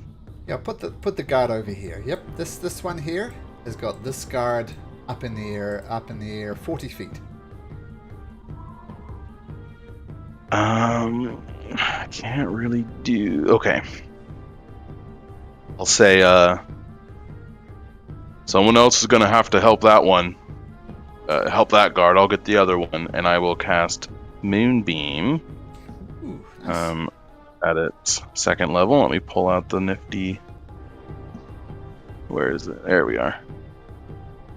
So this one does not have the guard, correct? Correct. Okay. So yeah, it's a 40-foot high cylinder. So I'll do it like 10 feet off, like starting 10 feet off the ground, if I can do that. If not, then it's. Sure, if you could stop a beam. Centered on a point within range. So I think I can center it above the ground, right? Let's have a look. So.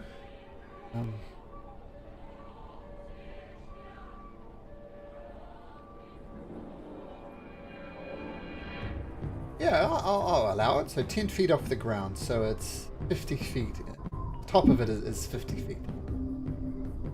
Okay, perfect. Yeah, just a little, but it's over it regardless. And then, I'm going to. I can't really do anything. I'll just move. I'll stay exactly where I'm at. Sorry, and then that's my turn. Okay, so at the start of the Gloomstalker's turn, the Moonbeam kicks in. And what is it? It's a Constitution saving throw. Yeah. And it's doing radiant damage. Okay, so the Moonbeam casts down. And you've seen Moonbeam in action before. This thing is just searing into this creature, and it's just shrieking out in pain. It really, really, really doesn't like it. So much so that it doesn't take 16 points of damage. It takes 32. Ooh, nice. I'm just moving it to the side so I can get. Okay. Well, let's just say the Moonbeam's on it. It's just awkward when it's right over the top. So it really, really, really doesn't like that. And Bog, roll me a d6.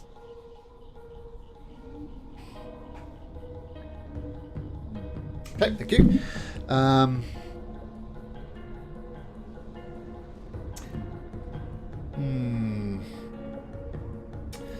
Does it? No, it's not very smart. It doesn't know who cast it, but it's pissed off.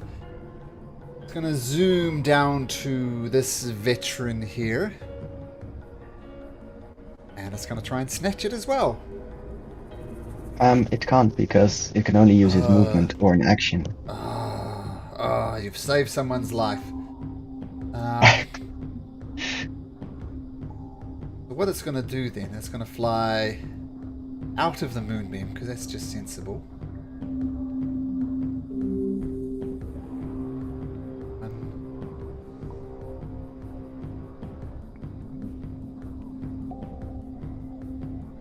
This is moving very fast, so it gets far away from the Moonbeam. Okay, thanks for the reminder, David. And Edward! When does this thing finishes? It happens at the end of the Gloomstalker's turn. So you're going to be paralyzed this turn. So that's it. But it's turn already, right? His turn just finished, no?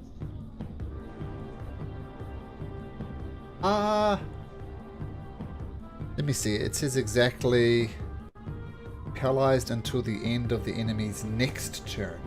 It's not its turn, it's its next turn. Oh, But so he it's got this. shrieked me now. He shrieked me now, is that it? He shrieked at the surprise round, and then this is the next round. Is it not? Yeah, I think so. We'll do that anyway. Hey, you're unparalyzed, Edward. What would you like to do? Okay. Deciding whether I'm paralyzed or not. After this disgustingly high pitch shriek, how high is this guy? Just realised I didn't do Prolix and... Oh, he's next anyway. How higher than? This one here is 40 feet up in the air. This one over here is 20 feet in the air. So the one closest to you, 40 feet. Okay.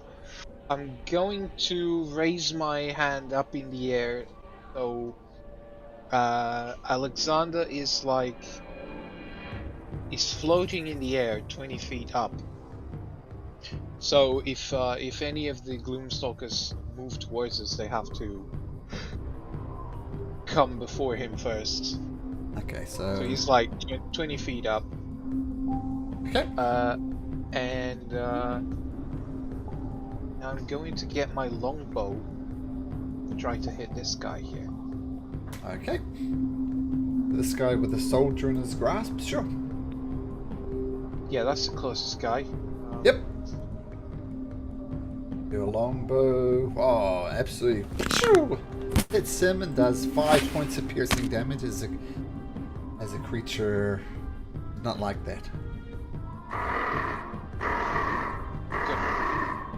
Grab my great sword again and brace for impact. Ah! There's Prolix. He dashes down the betrayer's rise. No, stay here. Ah! Okay, so the creature in the claw is technically restrained. I always forget, is restrained? Did he get advantage on that one? A disadvantage on attack rolls they make, and attack rolls on the attacks to them. Ah, yeah. Grappled is the other one. I always get them confused. Okay, So this creature of death is there. But he's going to fall if he gets it. What would I do if I was him?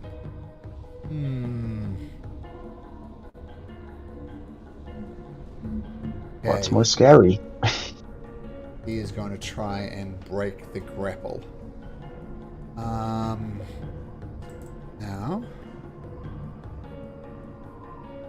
let's put this on you, Bog. It's a DC 17 to break out. He's got a strength of +3.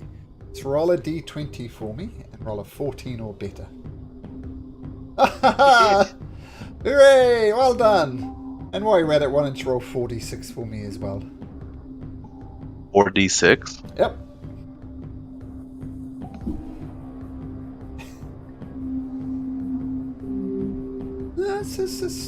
It's average. So he falls off, and falls to the ground with a thump, and he's prone on the ground. That was his action to break free. He immediately stands up and moves 3 squares over there. Ow! Ow! And that's his turn. This guy here... Far away from them! And then he turns around and sees the other one behind him. Shit! This guy's gonna fire his heavy crossbow at this one here. Oh, I rolled a natural 20! It's cheers from the cheap seat. 20 points of... You do 20 points? I guess they don't have the damage immunities. It doesn't matter that it's not magical. But he shoots his crossbow and boof! Thocks into the creature. The round to the top of the north order, the other guard will fire his crossbow as well. But this one just flies off into the streets of Bazazan, missing. Let's do Caspian. Roll me a d6.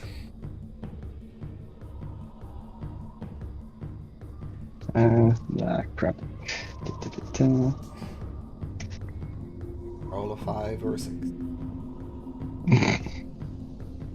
I never want to know what to roll. 4. That's low enough. Never tell me the odds. Okay, it swoops down to the level. Sorry, did your Alexandra have a reaction? Is that how it's working? I'm not holding action, but I can react to opportunity of attacks if he goes past him. Yes. Well, he's attacking him on his way down with a bite attack. Or was it 21? So I think that's non-zero That's damage. Right. Yep. It pops out. Whoop. And he continues his descent. You, Edward. It's coming at the light attack. And it takes a chomp at you, but he rolls an 11, so he sweeps out of your way. But he immediately turns tail and goes. Do I get opportunity of attacks? You do, as he swoops down and goes back up. So swing away.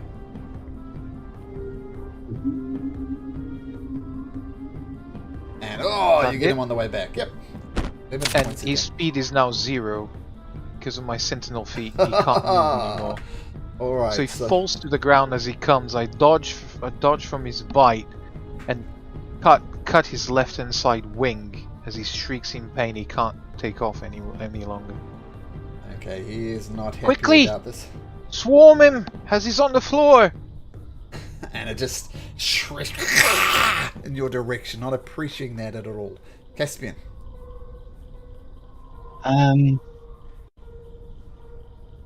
No. This one.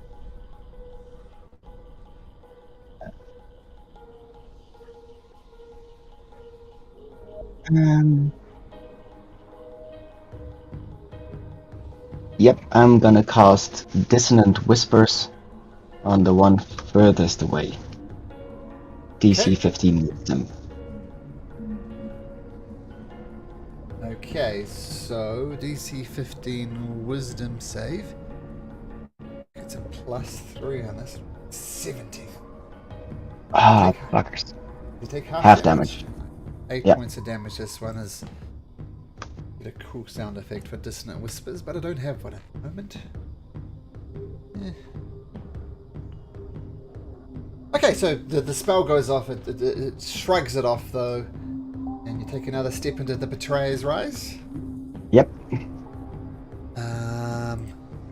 You too hear some voices similar to what Bog heard, and who is it?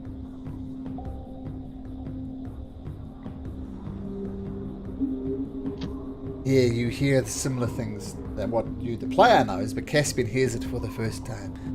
Together, Caspian. Yes, we can break them together, Caspian. Come to us. Let us catch you. Let us have you. Come to us. We won't let you fall. Do you follow their advice, Caspian? No. No, I do not. just checking. Just checking. Doesn't sound at all ominous. Okay, Bog.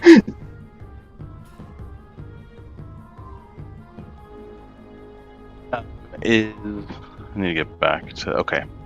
Is the Gloomstalker next to Edward... Basically, is there anybody under the Gloomstalker by Edward? Or is it just flying? He's not even flying. As it tried to fly away, it would use its sentinel feet, and so it's on the ground. Okay. Well, I'm actually thinking for our tiefling friend. I don't want him getting wrangled up.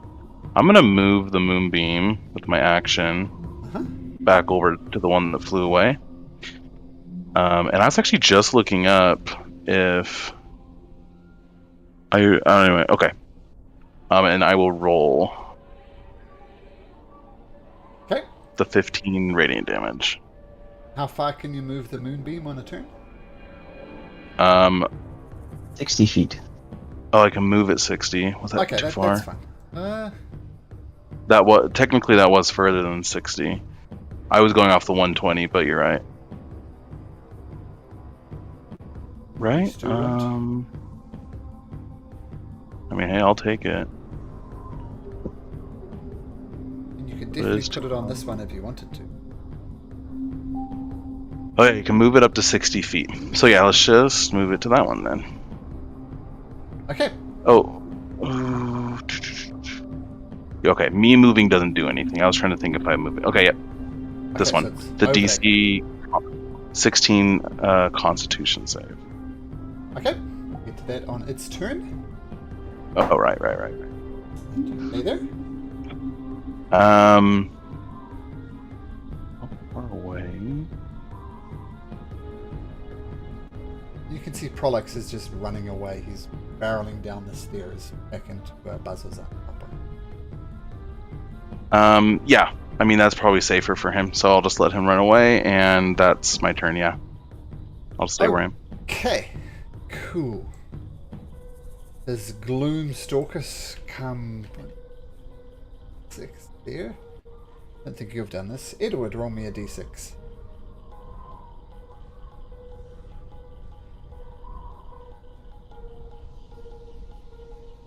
Six, yes. Okay, so it comes screaming past here, and quite a large range for the scream. All creatures within 60 feet, so that's everybody. Let's add another horribly evil scream, and I need everybody to make me Constitution savings throw DC 13. Edward, you're fine.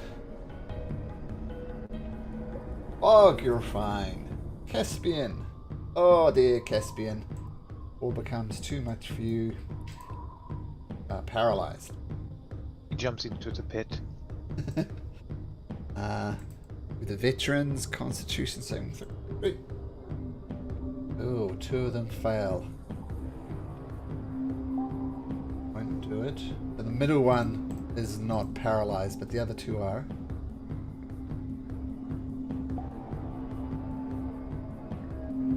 Prolix, he is within 60 feet, so Prolix, you will make a Constitution saving throw. And it's too much for Prolix as well, as he becomes paralyzed while trying to free these creatures. And the creature just Edward! Well, yeah, I will. I literally just told everyone to swarm on this guy, so that's what I'm gonna do. I bring the spectral image of Alexander on opposite side of this guy. Uh-huh. And I start swinging, and I'm gonna use my Great Weapon Master here. Okay. I swing once. Probably, yeah, Yes. that's. And yeah, I kind of lose balance as this creature is screaming and moving awkwardly on the floor. And I try again. Damn, that's 2 very bad rolls. Swing again. You hit the creature, but not enough to pierce through its hide, so no damage. Not wanting to waste this opportunity, I'm going to actually action surge here. Okay, sure. Now I'm just gonna rinse and repeat. A Great Weapon Master coming through again. Great Weapon Master once. It's Huzzah! 22 points of damage. Carve into it. Suddenly Still it standing. moves quite innovative. I tumble to the left, and as I come up from the tumble, I cut on the right hand side wing this time. Right. And It's the one hit with those 4 swings. But the Gloomstalker is looking wrecked. But it's still up. and that is it. Okay, nice turn though. Prolix is just paralyzed, not moving an inch. Same with this guy, same with this guy. This guy is not. 2 arms, man! And he goes as quickly as he can, brings out his longsword, throwing all caution to the wind. Swings twice with his longsword and just misses twice with a 7 and an 8. Goes wide. Ah, God damn it! Anybody, somebody, anybody. And then, as you carve, well, roll a d6, Edward. Not sure if it will take this, but it's good to know the options. Okay, it's not going to get its screen back. It sees you. Well, first of all, Constitution saving throw, was it, Bog? Yes. Yes. 16. 16. It rolls a 7. The roll damage on that.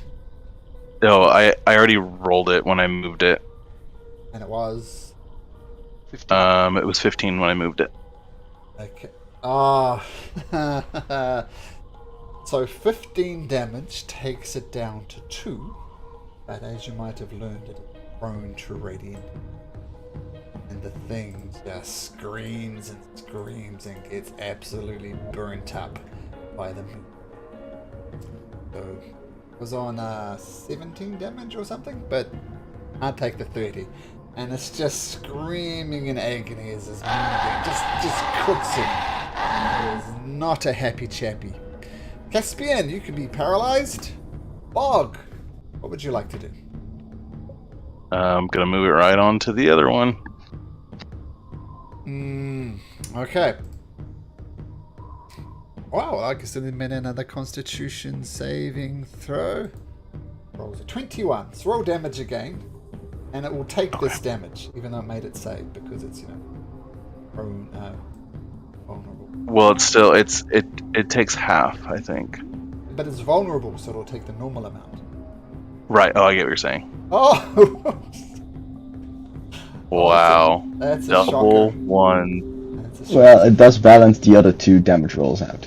Because those were yikes. good. Yeah, very good. So it takes 2 points of damage. So it makes its saving throw, reduces it to 1, but it's vulnerable, so it goes back up to 2. Roll me a d6, Bog. Okay. Now.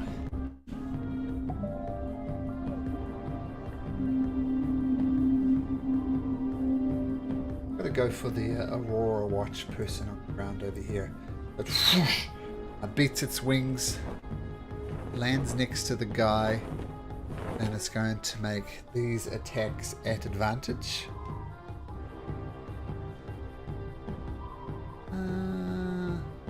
Yep.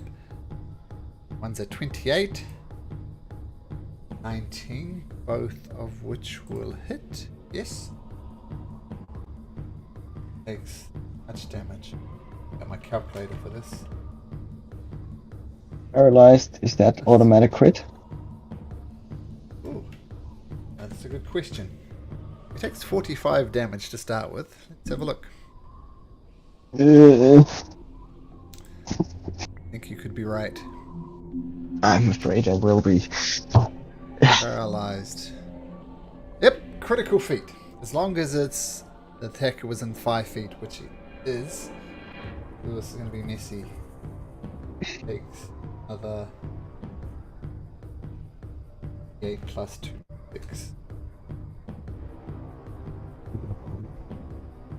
Takes a total of too much, and he just shreds this creature as his claws come out. He bites into it and just chomps into it.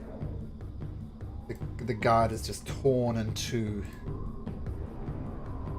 It immediately ascends into the air. Use 20. Was there? Swoop down. 50 feet up in the air. It swoops down, just completely shreds this poor guy. And you see blood and gore dripping off this Gloomstalker's mouth. And it's the end of its turn. Edward. Oh dear. There's Caspian, barely you're not anything paralyzed. left. Not paralyzed now. Seeing the display, I move Alexander so it's like protecting the way. Huh? And I use my longbow. Okay. Your moonbeam bog, quickly move it. Oof, that was a bad roll. Flies off into buzzer zone. I You don't hear think someone I get... scream Do I in have a buzzer s- zone. You hit someone in buzzer zone. Do you know if I have a second attack if I use my Yep. longbow as well? I think so. Okay, then I'm gonna throw and pluck another arrow. Forget that that one never missed. And that does hit. Bumps into it for 4 points of piercing damage.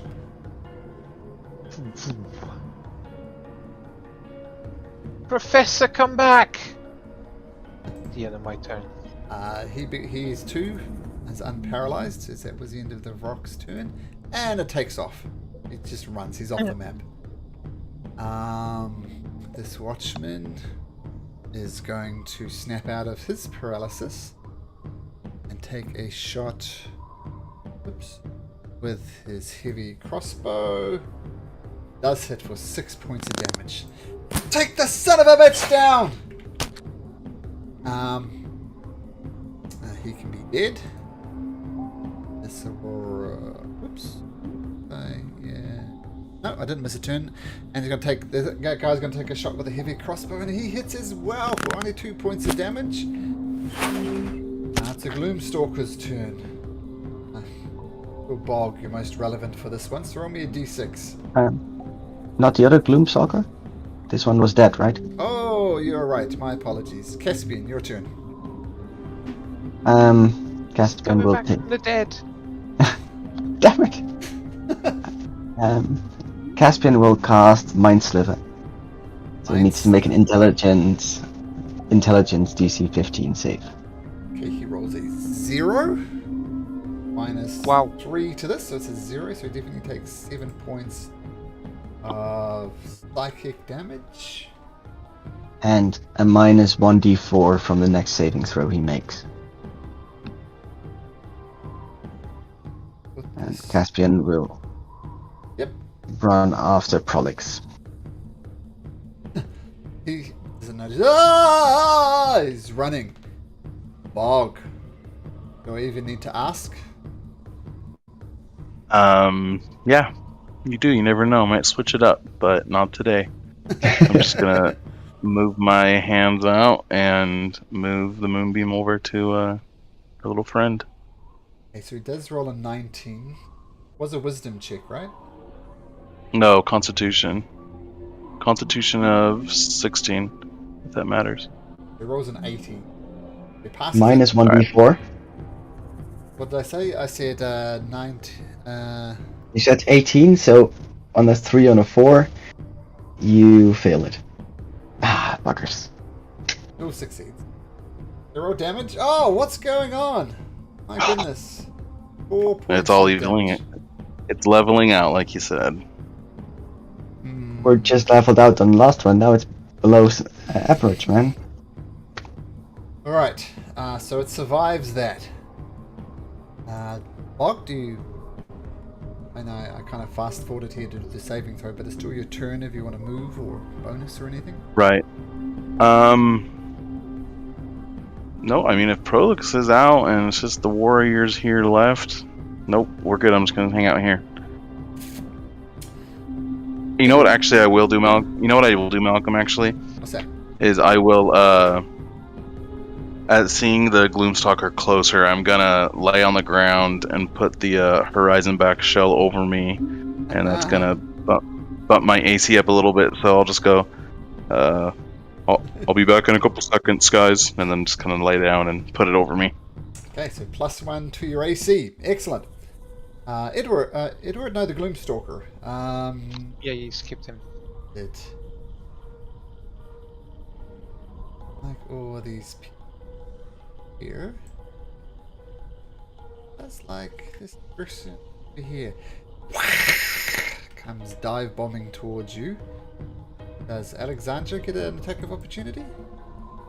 If he were to fly within his reach, yes. But Alexandra's on the ground, right? No, he was 20 feet up.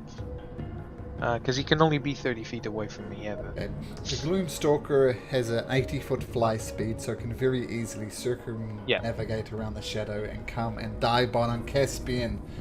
Coming at you.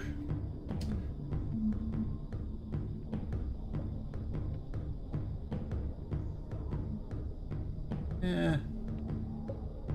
I'm going to roll a d6. You guys keep on not rolling it well for me too. Doesn't get it back. But it comes dive bombing. Come on, just do it already. not sure if I'm going to snatch you or not.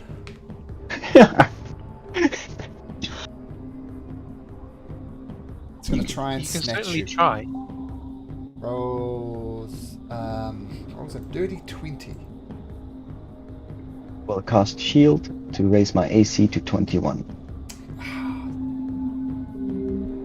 Alright, so it tries to grapple you, fails to grapple you, and then flies off this way. Technically, that would be an attack of opportunity, Caspian, as your shield goes up. Yeah, no, I'm not gonna punch it. I'm also used. I used my reaction, so I can't. Oh, yes, for your shield, that is correct. Okay, but your shield goes up, pops it away. Prolix thinks it's still chasing after him. Ah! Keeps on running well off the map. The Aurora Watch guy will take out his crossbow. Takes a shot. Rolls a 5. Flies off into town. It's some innocent bystander. I think you skipped me. Oh, did I? Yep. Okay, sorry, Edward. Okay, seeing that Caspian got a bit too close to the fighting, gonna move Alexander to intercept, like to the ground level next to Caspian. To try and intercept and use my longbow on Okay. this. Careful aim, you take a shot. And I let go 2 consecutive arrows. And both arrows hit. Takes 9 points of damage. And this time, no innocent bystander. Here we go. And this time, no innocent bystanders. So, yeah, it hits. Cool, so sorry about that, Edward. So we'll go to Caspian now. Caspian will cast Firebolt. Ooh, nice. That hits. Oops. Doing cure wounds on him, but you are doing Firebolt. And no, it will take full damage from that. And it takes 11 points of damage, no fire immunity. Like that. And for some reason, the Gloomstalker turns around to Bog and says in perfectly formed common, "Try your moonbeam now, bud." Oh man. Okay. Well, I'm going to. Not quite in range. I'm gonna move about Wait. right here. Isn't Moonbeam's range 120 feet? You can cast But another one on top of him. Yep. So I'm gonna drop concentration on this one and cast it again. Right on top of it. Ah, Oh, that's such a lovely dick move. raises a fist at you. But I mean, it makes me waste a. It's only 6, so makes me waste another. Not waste, but it makes me use another spell slot. It might survive this. Oh, 16 con. if he fails, he dies. If he fails, he dies. Yes, he's on 7 hit points. 7 hit points. Why don't you roll this for me? He has a +2 to his con. You want to bog Alright. 13 or less bog on a d20? You can do this. You've been rolling once. Yeah. Nice. Yes. The Vrock just... Oh, sorry, the Gloomstalker just gets fried by the moonbeam. And crashes to the ground in a bloody heap.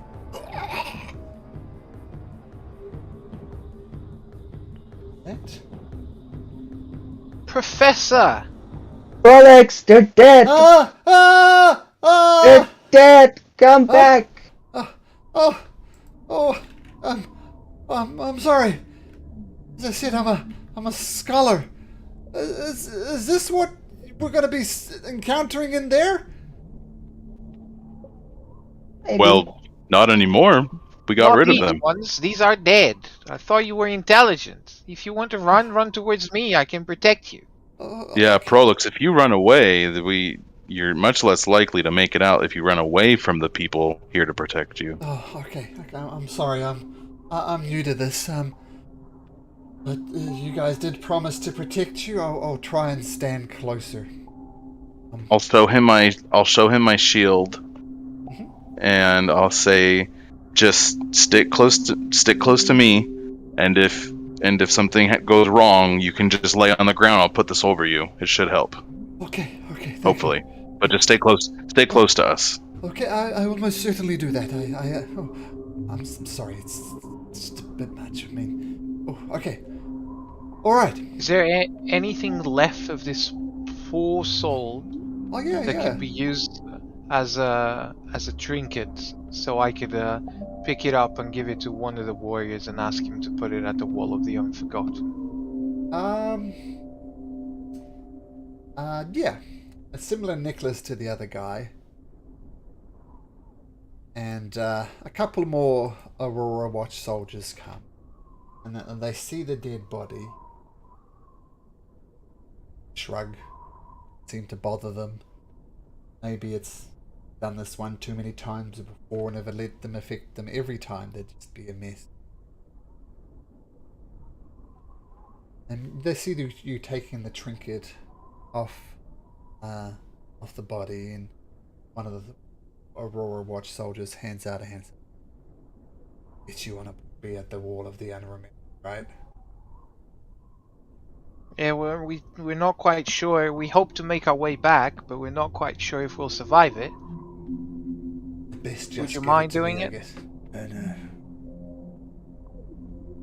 Says that, I'll kind of like gently put my hands over Prolix's ears. Take the dead body once again, very unemotional. Body away, and full of other soldiers come up. They watch over this, and the one that survived this, and well, one of the two that survived, he says, "Gonna go in. Go now. Close this door behind you. Go on, in you go." Alex very hesitantly as well. Joining them, Bog. Okay. Okay, and the door shuts behind you. And you find Oh, crap. yourself the Betrayer's Rise. Is it dark in here? Yep. Oh, God damn it. Ah! I grabbed the stupid glasses that Vincent gave me. Really? And I put them on. Yes, you should be able to see right about now. And then yeah. Guys, do I really have to wear this? Can I please light up a torch? Oh, Bog, Torch would be great. Bog, you can't see as well, is that correct? Yeah, I can't. I said, well, if you don't like them, Edward, I mean, I can't see either, so go ahead and light up a torch. Oh yeah, I take the goggles out. They itch on my face. And I light up a torch. Okay. Your torch splutters to life. See, so you should be able to see that as well, Bog. Of course, if Edward moves away from you, you won't be able to see, but the torch does light up. And you all hear the voices now. Yeah, I'll just copy this. We'll watch sing together. Yes, we can break them together. Come to us, let us catch you, let us have you. Come to us, we won't let you fall. Yeah, those voices. Bok. Bok, can you show me your shield quickly? Yeah, I'll hand it over. And you know what? Actually, I'm going to pull out a torch too, just in case, so I'll have one lit as well. Before you touch you light it, I'm just gonna cast light on your shield. Oh, perfect. Okay. Thank you. Okay, so you both have light sources now. As soon as you move away from Caspian. Yeah, so the clothes, the the door behind you. Yeah, and they said the only way down is to go down this into the silvery mist, but no one's managed to open the double doors according to them. But this double door begins to radiate a faint crimson light. The light slowly pulses, and you feel Caspian, well, you feel that the jewel of the 3P getting slightly warm, and it's pulsing at the same rate that the light does. Caspian will take out the amulet from underneath his vest and slowly walk towards the doors.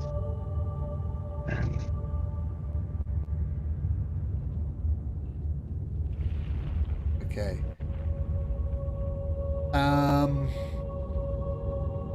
And you reach out to touch it. Just even before you have a chance to push it, just as your fingertips rest on it, Caspian. Doors.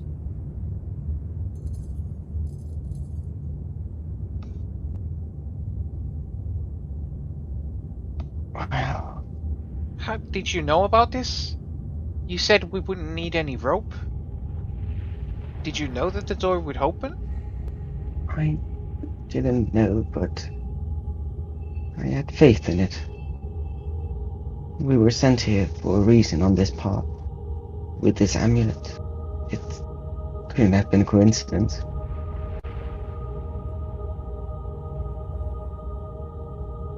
Well, that makes things easier. Sure does. And as you back up. As you are about to enter here,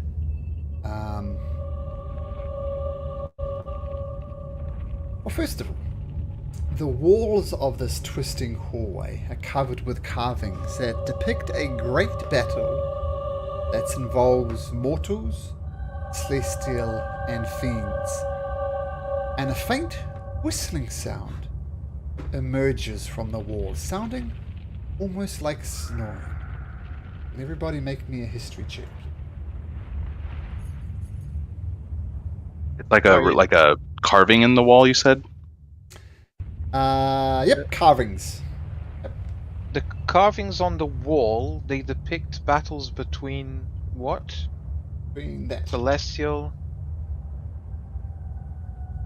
Oh. Wait. And they say they made the carvings. Are the carvings made like in chalk, literally engraved, or blood?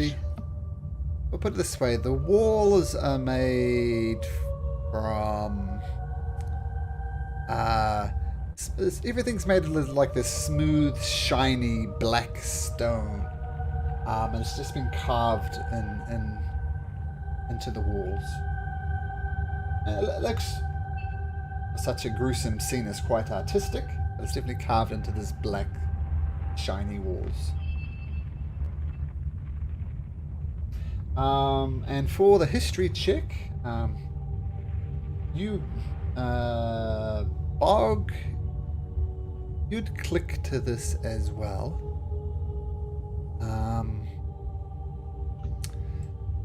But Prolix comes up and says, well, I mean, this is depicting a battle. The carvings depict a battle of the barbed fields. And if you know, this fight was a climatic battle of the calamity, in which the devotees of the prime deities broke through the garrison at Betrayer's Rise and reached the walls of Gordranus. And, my goodness, look here, this is that curly-haired gentleman, is it not? And you'll take a little closer look where Prolix is pointing. Curly-haired guy, the guy you've seen in the visions time and times again, is there as well. And by his side are two figures. A white-haired girl no more than 12 years old, and a young adult woman with hair that flows behind her, which turns into a road upon which countless soldiers march. And Prolix points out, well, that is the gentleman in the visions. That is Sehanine the Moonweaver and Avandra the Changebringer standing by his side. Do you see a third god as well? That I do not. You see the two.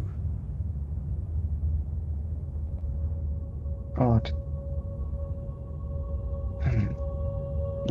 Thank you for this information. After he finishes stating this, you hear sound. Oddly familiar.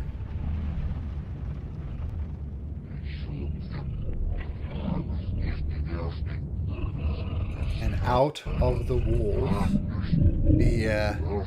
you almost like slosh and slop into it.